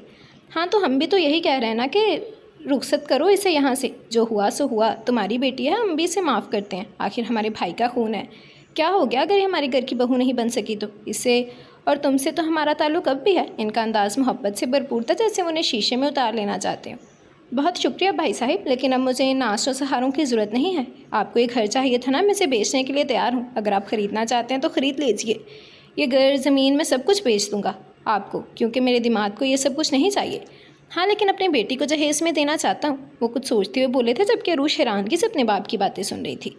क्या मतलब तुम इस घर को बेचना चाहते हो? हमें अपने भाई को अपनी जायदाद बेचोगे? ये क्या बात हुई भला? वो परेशानी से कहने लगे थे। इसमें गलत क्या है? आप ही तो कह रहे थे कि आप ये ज़मीन गैरों में नहीं जाने देंगे, तो आप ही ख़रीद लीजिए। क्योंकि मैं तो ये ज़मीन बेच दूँगा। इतने बड़े घर में मैं यहाँ अकेला रहकर क्या करूँगा? मैं ज़मीन को बेचकर कोई छोटा सा मकान ले लूँगा। आप ख़रीद लीजिए ये ज़मीन। आप तो इस ज़मीन के लिए कुछ भी करने को तैयार थे, बल्कि आप तो मेरी बेटी के नापाक वजूद को अपनाने के लिए तैयार थे। तो अब ख़रीद लें और इस ज़मीन को अपना बना लें। मेरा क्या है, मेरे पास एक कमरे का छोटा सा मकान हुआ तो मैं उसमें भी गुजारा कर लूँगा। हाय हाय, अगर बेटी वफा करती तो ये दिन तो ना देखना पड़ता मेरे भाई को, ताई अम्मी ने आंसू बहाते हुए कहा था। यार कैसे गिरगिट की तरह रंग बदलती है एक कमीनी ताई, किसी बात पे राज़ी नहीं है। अगर मेरी बेटी वफा करती तो क्या होता भाभी जी, वो हैरानगी से पूछने लगे। और क्या होता मेरे भाई, अगर तुम्हारी बेटी तुम्हारे साथ वफा करती तो तुम्हें ये घर ना बेचना पड़ता, बल्कि यही घर तुम जहेज़ में अपनी बेटी को दे देते और हमेशा अपनी बेटी के पास रहते। उन्होंने बड़ी समझदारी से बात की थी। अच्छा, मतलब आप लोग मुफ्त में ये घर हथियाने वाले थे। खैर, आपके इरादों पर पानी फिर गया। अगर ये घर और ये ज़मीन चाहते हैं ना तो कीमत लगवा लीजिएगा इस जगह की और इस घर की भी। इस हिसाब से मैं ये जगह और मकान आपको बेच दूंगा, वरना और बहुत लोग हैं मेरी नज़र में जो इस घर को ख़रीदना चाहते हैं। वो इन लोगों को गहरी नज़रों से देखते हुए अपनी बेटी के पास आए थे। बेटा, बच्चा, मेरी जान, जा अपने घर जा। आज से ये तेरा साहिबान है, तेरा शौहर है। इसकी तरफ से मुझे कोई शिकायत ना मिले तेरी। मैं कभी इसके मुंह से ये बात ना सुनूं कि तूने कोई गलती की है। तू मेरी बच्ची है, मेरे जिगर का टुकड़ा है और ये इंसान बहुत अच्छा है, बहुत सच्चा है। अगर आज ये हमारे काम ना आता तो बाबा आज हमारी इज़्ज़त महफूज होती। इसने सब कुछ बर्बाद कर दिया। आप इसकी तरफदारी कर रहे हैं, इसकी वजह से आपका सर झुका है। इसने झूठ बोला है बाबा, ये शख्स झूठ बोल रहा है। मेरा इसके साथ कोई ताल्लुक़ नहीं है बाबा। इसने जो भी कहा है सब झूठ है। मैं इसको जानती तक नहीं हूँ। वो अपनी सफाई दे रही थी जब बाबा ने उसे थाम कर अपने सीने में छुपा लिया था। तेरे बाप के दरवाजे हमेशा तेरे लिए खुले हैं, वो तुझे बताएगा तो तू सुकून से उसकी बात सुनना। तू उसको गलत मत समझ, वो गलत नहीं है मेरी बच्ची। वो उसे अपने साथ लगाए समझाने की कोशिश कर रहे थे। बाबा ये आप क्या कह रहे? शहीर, अपनी बीवी को ले जाओ यहाँ से। उसका माथा चूमते हुए शहीर से बोले थे जो कब से खामोश खड़ा था। चलो अरुष, उसका हाथ थामते हुए अपने साथ ज़बरदस्ती ले जाने लगा था, जबकि वो कुछ भी समझ नहीं पा रही थी क्या हो रहा था उसके साथ। बाबा प्लीज़ ऐसे मत करें, मुझे खुद से दूर मत करें। मैं कैसे रहूँगी आपके बगैर? बाबा ये सब झूठ है, ये आदमी झूठा है, आप प्लीज़ मेरा यकीन करें। वो जाते हुए भी कह रही थी, लेकिन बाबा ने पलट कर उसे नहीं देखा था। तो भाई साहब, मैं क्या सोच रही थी, आप मकान को बेचने के बारे में क्यों सोच रहे हैं? आप हमारे अपने हैं, हमारे साथ रहें। आपकी बेटी नहीं है तो क्या हुआ? हम सब तो हैं ना आपके अपने, हम सब एक ही मकान में रहते हैं। भाभी ने चालाकी से कहा था। लगता है आपको मेरी बात समझ में नहीं आई। अभी मैंने कहा मुझे अपनी बच्ची को जहेज़ देना है। देखा नहीं आपने, वो खाली हाथ गई है किसी दूसरे के घर में, और वो अपना नहीं गैर है। कल को मेरी बेटी को बातें सुननी पड़ेंगी। इकलौती बेटी है, मेरा क्या कहेंगे वो लोग, बाप ने कुछ नहीं दिया। इस घर को तो मैं बेचूंगा, आप ख़रीद लें या मैं किसी और को बेच दूंगा।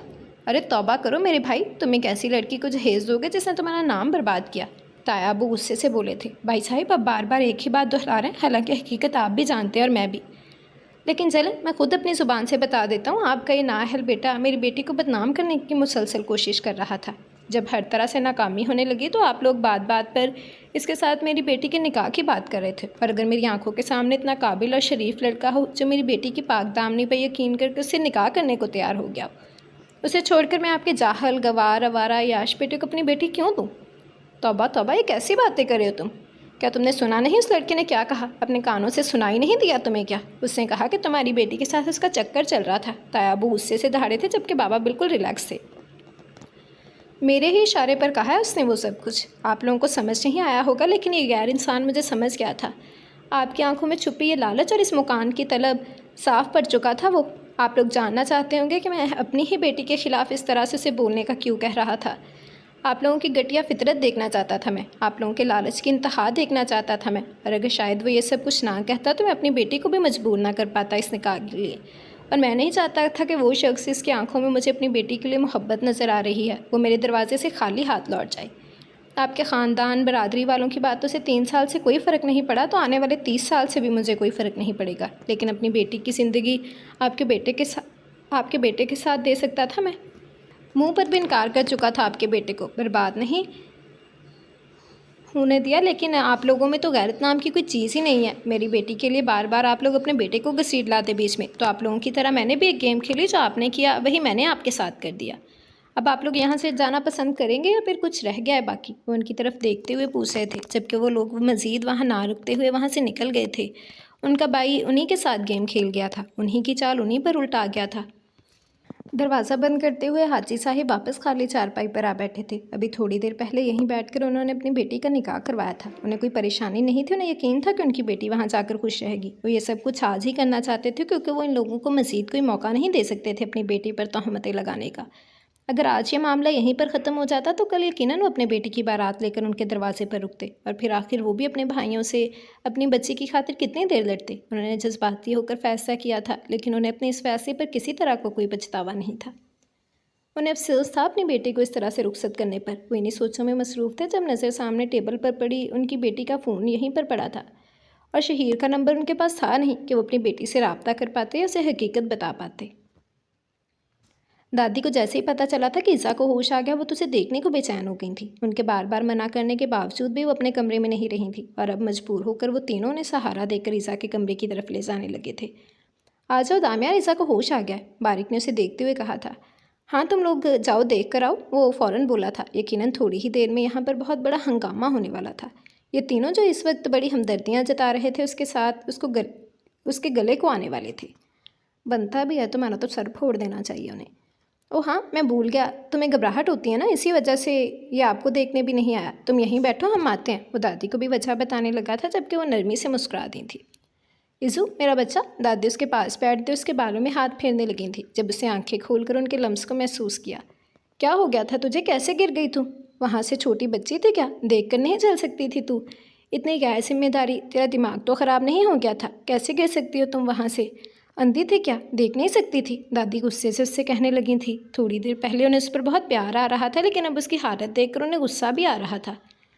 दादी मैं पूरी टूट फूट गई हूँ, इस तरह से तो ना करें, दिमाग ख़राब नहीं था मेरा, बस ध्यान नहीं था, गिर गई। मुझे थोड़ी ना पता था कि वहाँ से गिरकर सारी हड्डियाँ तुड़वा कर बैठ जाऊँगी। वो मासूमियत से बोली तो बारिक, ज़बर और सरान तीनों मुस्कुरा दिए थे। है अल्लाह, मेरी बच्ची को कितनी तकलीफ़ है, कितना दर्द है इसे, बाजू भी टूट गया। अल्लाह, मेरी बच्ची के सर पर कितना बड़ा ज़ख्म है। दादी को उसके ज़ख्मों की परवाह होने लगी थी। और आप अब भी डांट रही हैं, वो मुंह बनाकर बोली थी। अरे मैं कहाँ डांट रही हूँ, मैं तो बस ये कह रही हूँ कि अपना ख्याल रख, ध्यान दिया कर, लापरवाही ना किया कर। जानती है कितनी मुश्किल से तेरी जान बचाई है। इन डॉक्टरों ने कहते थे कि खून बहुत ज़ाया हो गया, शुक्र है ज़बर आ गया वक्त पर। और मेरे शहीर को भी किसी ने कुछ बताया है या नहीं? दादी ने उनकी तरफ देखते हुए कहा था। दादी शहरी का फ़ोन चोरी हो गया, मैंने फ़ोन किया था तो किसी ने कराची थाने से फ़ोन उठाया था और फ़ोन उसका किसी पॉकेट मार की जेब से निकला है। शाम से मैं ख़ुद बहुत परेशान था, लेकिन फिर उसने फ़ोन करके मुझे बताया कि वो बिल्कुल ठीक है, थोड़ी देर में कराची की फ़्लाइट से कश्मीर पहुंच जाएगा। वो ख़ुद परेशान था, इसीलिए मैंने यहाँ के मामलात के बारे में उसे कुछ नहीं बताया। घर आए ना तो फिर बाकी मुरम्मत होगी। उसके फ़िलहाल छोड़ें आप इस टॉपिक को, बारिक ने तफसील बताते हुए कहा था। ईसा जानते थे कि शहीर कराची गया हुआ है। अम्मी उसके पास बैठे पूछने लगी तो उसने फ़ौरन नफ़ी में सर हिलाया था, लेकिन नफ़ी में सर हिलाते उसके सर से दर्द की लहर उठी थी। देखा देखा कैसे झूठ बोला, अल्लाह ने सज़ा दी, ज़बर ने चोरी पकड़ी। उन्होंने मुझसे कहा था कि वो आते हुए मेरे लिए जैकेट लेके आएंगे, कॉलेज फंक्शन में पहन कर एक्शन मारूंगी, इसीलिए नहीं बताया किसी को, वरना बाबा आपको तो पता है कि मैं आपसे कुछ नहीं छुपाती। उसने दांत दिखाते हुए कहा तो सब लोगों के लबों पर मुस्कुराहट आ गई थी। तुमने दादी को ये बात बताई क्यों नहीं? अगर दादी को नहीं बता सकते, कम अज़ कम बारिक मामू, ज़बर मामू या ज़ारान से तो शेयर कर सकती हो ना। ये कोई छोटी सी बात नहीं है। वो घटिया शख्स तुम्हारे साथ इस तरह की हरकत कर चुका है।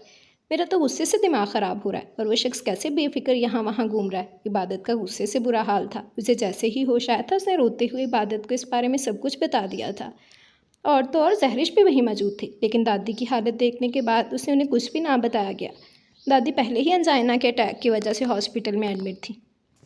अभी अभी वो मेजर हार्ट अटैक से निकली थी। अगर वो इस तरह की बात उन्हें बता देती तो उनकी जान जा सकती थी। अभी अभी उन्हें उनका पोता मिला था, वो हरगिज़ दादी को किसी खतरे में नहीं डाल सकती थी।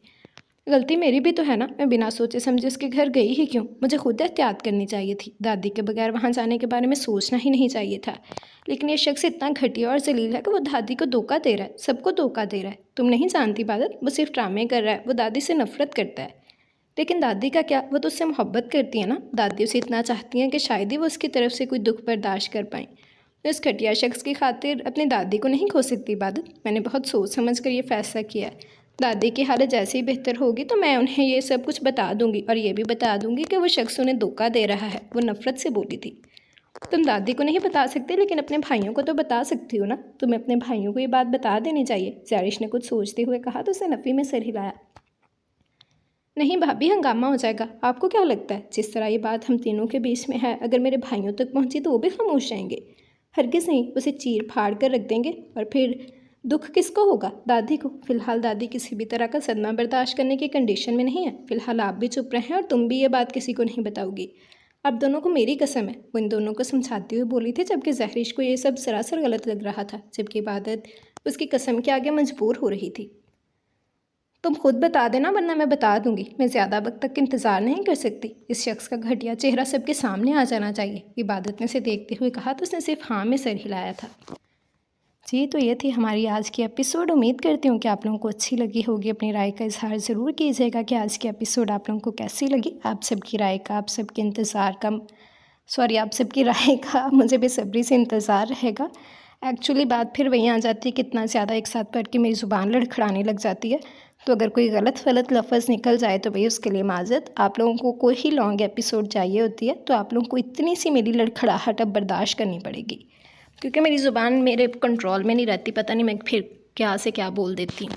तो उम्मीद करती हूँ कि आज की एपिसोड आप लोगों को अच्छी लगी होगी। आप सबकी राय का, आप सबके कमेंट्स का मुझे बेसब्री से इंतज़ार रहेगा। इसके अलावा जिसने अभी तक चैनल सब्सक्राइब नहीं किया, जल्दी से चैनल सब्सक्राइब कर लें, बेल आइकन दबा दें ताकि हर आने वाली नई वीडियो आपको मिलती रहे। लाइक, कमेंट और शेयर करना मत भूलें, ठीक है। तो ज़रूर बताइएगा कि एपिसोड आप लोगों को कैसी लगी। तो चलें बगैर वक्त ज़ाया किए कमेंट सेशन देख लेते हैं, फिर अपनी वीडियो एंड करेंगे। वैसे आपसी बात है, आप लोग तो मुझे रिस्पांस अच्छा देते नहीं हो, लेकिन फिर भी आप लोगों का रिस्पांस देखते हुए भी आज मैंने आप लोगों को रोज़ की बनिस्बत ज़्यादा लॉन्ग एपिसोड दी है। तो अगर मैं आप लोगों का इतना ख्याल कर रही हूँ, आप लोगों के लिए इतनी मेहनत कर रही हूँ, तो आप लोग भी मुझे लास्ट में रिस्पांस दिया करें। नॉवल अच्छा है, आप लोग इंजॉय करें, मुझे बताया करें कैसा लगता है, ठीक है। तो आप लोग बिल्कुल रिस्पांस नहीं दे रहे, बिल्कुल भी अच्छा रिस्पांस नहीं आ रहा, जो कि मैं बहुत मायूस हो रही हूँ। लेकिन मैं आप लोगों के लिए मेहनत भी बहुत कर रही हूँ और आई बिलीव कि मेहनत का सिला ज़रूर मिलता है, जो कि फ़िलहाल मिल नहीं रहा। तो सब्र का फल मीठा, तो मैं सब्र ही कर सकती हूँ। लेकिन उम्मीद करती हूँ कि आप लोगों को समझ आ जाए और आप लोग मुझे रिस्पांस देना शुरू कर दें, ठीक है। तो आप लोगों की बहुत डिमांड थी कि लॉन्ग लॉन्ग लॉन्ग, हालांकि ये मच लॉन्ग थी मेरी तरफ से। एक तरह से कह लें कि 2 एपिसोड्स ही होते हैं, लेकिन फिर भी आज मैंने थोड़ी सी और ज़्यादा लॉन्ग कर दी है, ठीक है। तो अब आप लोगों की तरफ से मुझे अच्छा रिस्पांस मिलना चाहिए, ठीक है। तो चले कमेंट सेशन देखते हैं। ज़ीशान जाहिद कह रहे हैं नावल बहुत बहुत अच्छा है, अमेजिंग, सारे कपल्स भी अच्छे हैं एंड नो डाउट आप नावल चुन कर लाती हैं। मैं हाउसवाइफ हूँ, इसलिए 2 एपिसोड्स एक साथ देखती हूँ, तो इस हिसाब से फिर कमेंट करूँगी। Okay, thank you very much Zeeshan Zahid. कोई बात नहीं, आप जब भी सुने मुझे ज़रूर बताइएगा कि नावल आपको कैसा लगता है। आपकी राय मेरे लिए बहुत अहमियत रखती है and thank you very much. आपको मेरी कलेक्शन अच्छी लगती है। इंशाल्लाह मैं आप लोगों के लिए आगे भी मज़े मज़े के नावल्स लाती रहूँगी, बट सिर्फ छोटी सी शर्त के रिस्पॉन्स दिया करें और मुझे कमेंट में बताते रहा करें। Thank you very much Zeeshan Zahid. Then Iman Bajwa कह रही हैं एपिसोड 5 प्लीज़ आज अपलोड हो जाएगी ईमान इंशाल्लाह। देन नसीमा कह रही हैं अस्सलाम वालेकुम अनाया डियर। वालेकुम अस्सलाम नसीमा, कैसी हैं आप? अल्हम्दुलिल्लाह मैं बिल्कुल ठीक हूँ, आप कैसी हैं? और आप कहाँ गायब हो जाती हैं बीच में? आपकी मसरूफियात है ना ज़्यादा हो गई हैं, आप मुझे मिस नहीं करती, बट मैं आपको करती हूँ। अभी मैं 3rd एपिसोड पर अटकी हुई हूँ, कुछ मसरूफियात की वजह से कल से रीड करना शुरू किया। बहुत ही ज़बरदस्त नावल है, वाकई में मैग्नेटिक है। एपिसोड पढ़ते हुए बीच बीच में जो आप अपने कीमती अल्फाज से दामियार और ज़रान को नवाज़ रही हैं इज़ ऑसम। यार वो डिज़र्व करता है। चलो ज़रान की तो बंदी है, वो तो जो मर्ज़ी कहता रहे, उसे हम बर्दाश्त कर लेंगे। दामियार कमीनेपन पे क्यों उतरा हुआ है? और अगर उतर ही गया है तो अब इसकी अक्ल ठिकाने आए, अब मोहब्बतें हो गई हैं इसे अचानक से। लड़की ने छलांग लगाई और उससे छलांग लगाते देख कर ना उसे मोहब्बत हो गई है। दूर फिटती हूँ। अभी मैं कहती हूँ तो तड़ पे अच्छा खासा ऐसा इसे मुँह ना लगाई, देखना क्या होता है। सही में पक्के वाला कमीना है दामियार, बिल्कुल आप बेकौल आपके दुर फिट्टे मुँह, बिल्कुल दुर फिट्टे मुँह, कमीना, बगैरत, लानती, सारा कुछ ही है वो। अभी स्टोरी कंटिन्यू करती हूँ। सी यू टुमारो, टेक केयर, अल्लाह हाफिज़। थैंक यू वेरी मच नज़ीमा, आपको अच्छा लगा, मुझे बहुत खुशी हुई। आगे भी आपकी राय का इंतज़ार रहेगा। ज़रूर बताइएगा कि नेक्स्ट एपिसोड्स आपको कैसी लगी।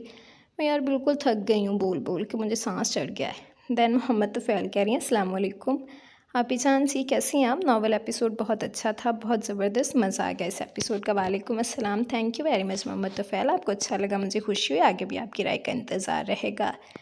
देन रुखसार जिबार कह रही हैं प्लीज़ थोड़ी लॉन्ग दें प्लीज़। यार रुखसार इतनी लंबी देने के बाद भी लॉन्ग, चले वैसे आज आपकी डिमांड मैंने पूरी कर दी है। उम्मीद करती हूँ कि अब आप खुश हो गई होंगी। मुझे ज़रूर बताइएगा कि कैसी लगी है, ठीक है। देन मोहिद असगर कह रहे हैं डियर सिस्टर एपिसोड 5 अपलोड करें। इंशाल्लाह आज अपलोड हो जाएगी मोहिद, एपिसोड 5 अपलोड करें डियर सिस्टर। फिर वही बात, अच्छा सलाहा कह रही है nice, thank you very much Salaha. Then Zainab Sagheer कह रही हैं आपकी आवाज़ बहुत प्यारी है, नॉवल सुन के मज़ा आ जाता है, thank you very much Zainab. Then aesthetic girl कह रही हैं आवाज़ अब मेरी निकल नहीं रही, मैं थक गई हूँ यार। मैं आपको सही बता रही हूँ, मेरे घर में ना सारे ऐसा कहते हैं कि ये बंदी इतना बोलती है, इतना बोलती है, इतना बोलती है कि हमारे ख़ानदान में इतना कोई नहीं बोलता होगा, और ये बोलते हुए थकती भी नहीं है। और मेरे भाई लिटरली बोल रहे होते हैं कि बहन चुप कर जा, तू क्यों इतना बोलती है, तू थकती नहीं है। फिर मैं उन्हें एक ही बात कहती हूँ कि मैं भी थकती हूँ, मैं उस वक्त थकती हूँ जब मैं रिकॉर्डिंग करती हूँ, वरना नहीं मैं थक सकती। तो इस वक्त मैं बिल्कुल थक गई हूँ, मेरी आवाज़ काँप रही है। यहाँ मुझसे बातें जितनी मर्ज़ी करवा लो, मैं फ़्री हूँ भाई, टोटली फ़्री हूँ, मैं आपसे बातें करने के लिए तैयार हूँ। लेकिन जब मैंने पीछे 2 घंटे रिकॉर्डिंग की है ना, वो मुझे ले डूबी है, उसने मुझे थका दिया है। इसलिए मुझे 5 मिनट की ब्रेक चाहिए, उसके बाद मुझसे जितनी मर्ज़ी बातें करवा लो। लेकिन नहीं, अभी टाइम नहीं है, क्योंकि रिकॉर्डिंग करनी है, फिर एडिटिंग करनी है, फिर अपलोडिंग करनी है, बहुत वक्त लग जाता है, क्या करें। आप लोगों के लिए इतनी मेहनत करती हूँ, आप लोग मुझे रिस्पॉन्स ही नहीं देती हो, गंदे बच्चे हो ना। खैर आप ही छोड़ा हुआ है मैंने तो। देन एस्थेटिक गर्ल कह रही हैं Zaran and Ibadat is favourite couple, thank you very much. Then Sher Ali कह रहे हैं nice episode, thank you very much Sher Ali. Then Kamran Siddiqui कह रहे हैं बहुत ज़बरदस्त, वेरी नाइस नॉवल है, थैंक यू वेरी मच, आपको अच्छा लगा, मुझे खुशी हुई, आगे भी आपकी राय का इंतज़ार रहेगा। एस्थेटिक गर्ल कह रही है very nice novel, thank you very much aesthetic girl. Saad Aamir, मैं पता नहीं क्यों इन्हें सादिया आमिर पढ़ती हूँ, आई थिंक सो, मैंने ये नाम शायद कहीं सुना हुआ है जो मेरे जहन में रह गया है, तो आई थिंक सो। ये कितनी एपिसोड्स होंगी, एपिसोड्स ऑलमोस्ट 20 तक तो जाएगा, 20-22 तक, ठीक है। आगे देखते हैं कि क्या होता है, कोशिश करूँगी कि कुछ सरप्राइज़ भी दे सकूँ, अगर आप लोग मुझे सरप्राइज़ दें, अच्छा रिस्पॉन्स दे के। तो अभी आप लोग खुद देखें, कल वाली वीडियो पे कोई 700 कुछ व्यूज़ हैं, तो बिल्कुल अच्छी बात नहीं है ना। 1 घंटा 50 मिनट की वीडियो पे 700 कुछ व्यूज़, मेरे लिए तो चुल्लू भर पानी में डूब मरने का मकाम है, पता नहीं क्यों नहीं मरती मैं। शायद मैंने अभी भी आप लोगों से उम्मीदें वाबस्ता की हैं, मुझे नहीं पता मुझे करनी चाहिए या नहीं करनी चाहिए। देन समीना खातून, समीना आपका काम हुआ या नहीं, कहाँ तक पहुँची आप? अस्सलाम वालेकुम, बहुत ज़बरदस्त नावल है, थैंक यू समीना, मुझे आपकी वापसी का इंतज़ार है, मुझे लॉन्ग रिव्यू चाहिए, जल्दी जल्दी वापस आएँ। आमिना मलिक भी और इस्मा भी, इस्मा यार पता नहीं कहाँ चली गई है, हालांकि इस्मा जैसे इस्मा के कमेंट्स मज़े के होते हैं ना, मुझे था कि इस्मा इस दफ़ा भी छा जाएगी कमेंट्स के सिलसिले में, बिकॉज़ मैंने एक चीज़ नोट की है कि जिन चीज़ों पे मुझे आर्गुमेंट होता है ना, इस्मा भी डायरेक्ट मेरे दिल की ज़ुबान बोल देती है कि ये मसला है, तो मैं उसका कमेंट बहुत इंजॉय करती हूँ, तो पता नहीं कहाँ गायब है, तो इस्मा जल्दी वापस आओ भाई। देन आयशा क्वीन कह रही हैं अस्सलाम वालेकुम, प्लीज़ 2 एपिसोड अपलोड कीजिए ना। आयशा यार रहम खाओ मुझ पे, आज आपको 3 एपिसोड्स मिली हैं, यही समझो 2 सवा 2 घंटे की, यहाँ तक चला जाएगा तो बहुत है यार, इनफ है। देन अयान बेग कह रहे हैं प्लीज़ लॉन्ग एपिसोड। ओके भैया, आप लोग मुझे लॉन्ग लॉन्ग लॉन्ग सारे व्यूज़ दें तो मैं आपको लॉन्ग सारी एपिसोड दे दूँगी, ठीक है। देन सादिया अल्ताफ़ कह रही हैं ज़बरदस्त आप ही, आपके इस नावल की वजह से मैंने दोबारा नावल पढ़ना स्टार्ट कर दिया, थैंक यू सो मच बहना, thank you very much Sadia, आपको अच्छा लगा, मुझे खुशी हुई, और अच्छी बात है कि आप दोबारा से फिक्शनल लैंड में वापस आ गई हैं, इंसान थोड़ी देर माइंड फ्रेश कर लेता है, तो मोस्ट वेलकम। उम्मीद करते हैं कि नावल आपको अच्छा लग रहा होगा, मुझे ज़रूर बताती रहिएगा कि नावल आपको कैसा लग रहा है, ठीक है। तो thank you very much Sadia Altaf. Then बहुत टाइम के बाद एक अच्छा नावल मिला है आपकी वजह से, थैंक यू सो मच बहना। कितनी एपिसोड्स है इसकी सादिया? ऑलमोस्ट इसकी अभी 15 to 16 एपिसोड्स और होंगी, ठीक है। तो thank you very much Sadia, आपको अच्छा लगा, मुझे खुशी हुई, आगे भी आपकी राय का इंतज़ार रहेगा। नेक्स्ट पार्ट कब आता है बहना? सादिया 8 बजे अपलोड हो जाता है, बाकी मैं आपको अलग से मैसेज भी कर दूँगी ताकि अगर आप वॉइस में ना सुन सकें तो आपको मेरा मैसेज मौसूल हो जाए, ठीक है। रोज़ 8 बजे अपलोड हो जाती है एपिसोड। देन शेर अली कह रहे हैं nice episode, thank you very much Sher Ali. Then Mohammad Tufail कह रहे हैं अस्सलाम वालेकुम आपी जान, कैसी हैं आप? जी नावल बहुत अच्छा था, एपिसोड पूरे नावल में दामिया शाह बगैरत इंसान है, बहुत गुस्सा आ रहा है उस पर। बिल्कुल यार, कमीनी फितरत का बंदा है वो, उस पर तो लानते डालने को दिल करता है, बगैरत कमीना है पूरा। अभी क्या चबल मारी है और अब उसे अचानक से उससे मोहब्बत हो गई है, लड़की को गिरते देख के हाय मेरी जान तो गई, अब मैं भी मर जाऊँगा, तू भी मर जाएगी, फलाना हो जाएगा, ढमकाना हो जाएगा, तो फिटने मुँह तुम पे। तो देखते हैं। सुबहान मलिक कह रहे हैं nice, thank you very much सुबहान। देन आमिना कह रही हैं ज़बरदस्त यार, अच्छा नावल है, every character is interesting, thank you very much Amina, आपको अच्छा लगा, मुझे खुशी हुई, आगे भी आपकी राय का इंतज़ार रहेगा। देन अयान बेग कह रहे हैं इबादत मेरा फेवरेट है, nice novel, thank you very much. Ibadat और जरान मेरा भी फेवरेट कपल है। देन आयशा क्वीन कह रही है नाइस ज़बरदस्त नावल है, thank you very much Ayesha queen. Then aesthetic girl कह रही है very nice novel, thank you very much aesthetic girl, आपको अच्छा लगा, मुझे खुशी हुई, आगे भी आपकी राय का इंतज़ार रहेगा। देन एस्थेटिक गर्ल अगेन कह रही हैं very nice story, thanks for uploading, thank you very much, मुझे भी थैंक्स करने का मौका देना आप सब लोग अच्छा रिस्पॉन्स देकर। देन फ़िज़ा कह रही हैं ज़बरदस्त आप भी, thank you very much Fiza. Then tasty tips कह रही हैं थोड़ा और लंबा एपिसोड दे दिया कीजिए। नहीं बहन, मैं थक गई हूँ। मेरी हालत देखो ना इस वक्त तुम लोग कि मैं किस कंडीशन में इस वक्त यहाँ बैठी हुई हूँ। तो आप लोग कहोगे कि आप भी 1 घंटा दिया करें बस। अभी मैं आप लोगों को लिटरली बताऊँ, कल हमारे यहाँ इतनी ज़्यादा बारिश हुई है, इतनी ज़्यादा बारिश हुई है, हमें लगता था बह जाएगा यहाँ सब कुछ, इतनी ज़्यादा बारिश थी। और आपको पता है कि पाकिस्तान में बारिश हो और लाइट बंद ना हो, ऐसा हो नहीं सकता। तो भाई लाइट बंद, लाइट अगेन बंद है और इस वक्त मैं फुल गर्मी में बैठी हुई हूँ, बिकॉज की वजह से फुल पसीने में नहाई बैठी हूँ।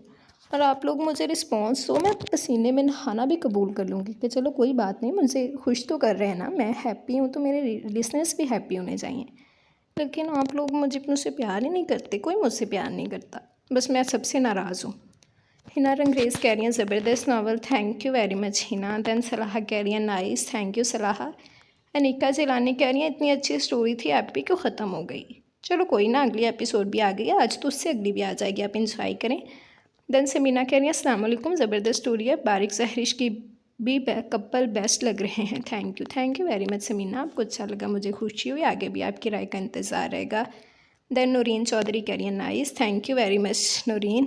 देन ये कल मैंने पहले भी मनीहा का देखा था, इन्होंने कहा था फजूल से स्टोरी, कोई बात नहीं बहना, आपको नहीं अच्छी लगी आप ना सुने, बट ये नावल बहुत मज़े का था, लिटरली मुझे चीज़ अच्छी लगी है। मुझे जो चीज़ खुद अच्छी नहीं लगती मैं कह देती हूँ कि भाई मुझे पसंद नहीं आई, और मेन चीज़ जो चीज़ मुझे अच्छी नहीं लगती मैं वो आप लोगों तक भी नहीं पहुंचाती। पीछे कुछ 1-2 नॉवेल्स हुए थे जो मुझे अच्छे नहीं लगे थे, क्योंकि वो मैंने खुद नहीं पढ़े हुए थे, लेकिन मैंने उसमें लिटरली मुझे चीज़ जो अच्छी नहीं लगी मैंने उसे क्रिटिसाइज़ किया हुआ था। लेकिन अगर एक अच्छी स्टोरी आप उसे बुरा कह रहे हैं तो ये मैं चीज़ बर्दाश्त नहीं करती, तो आपको नहीं अच्छी लगी आप ना सुने, ठीक है। तो ये थे हमारे आज के कमेंट्स, उम्मीद करती हूँ कि आज की एपिसोड आप लोगों को अच्छी लगी होगी। आप सबकी राय का, आप सबके कमेंट्स का मुझे भी सब्री से इंतज़ार रहेगा, मुझे ज़रूर बताइएगा कि आज की एपिसोड आप लोगों को कैसी लगी। तो इंशाल्लाह अब हम कल हाज़िर होंगे एपिसोड 7 के साथ, आई थिंक सो।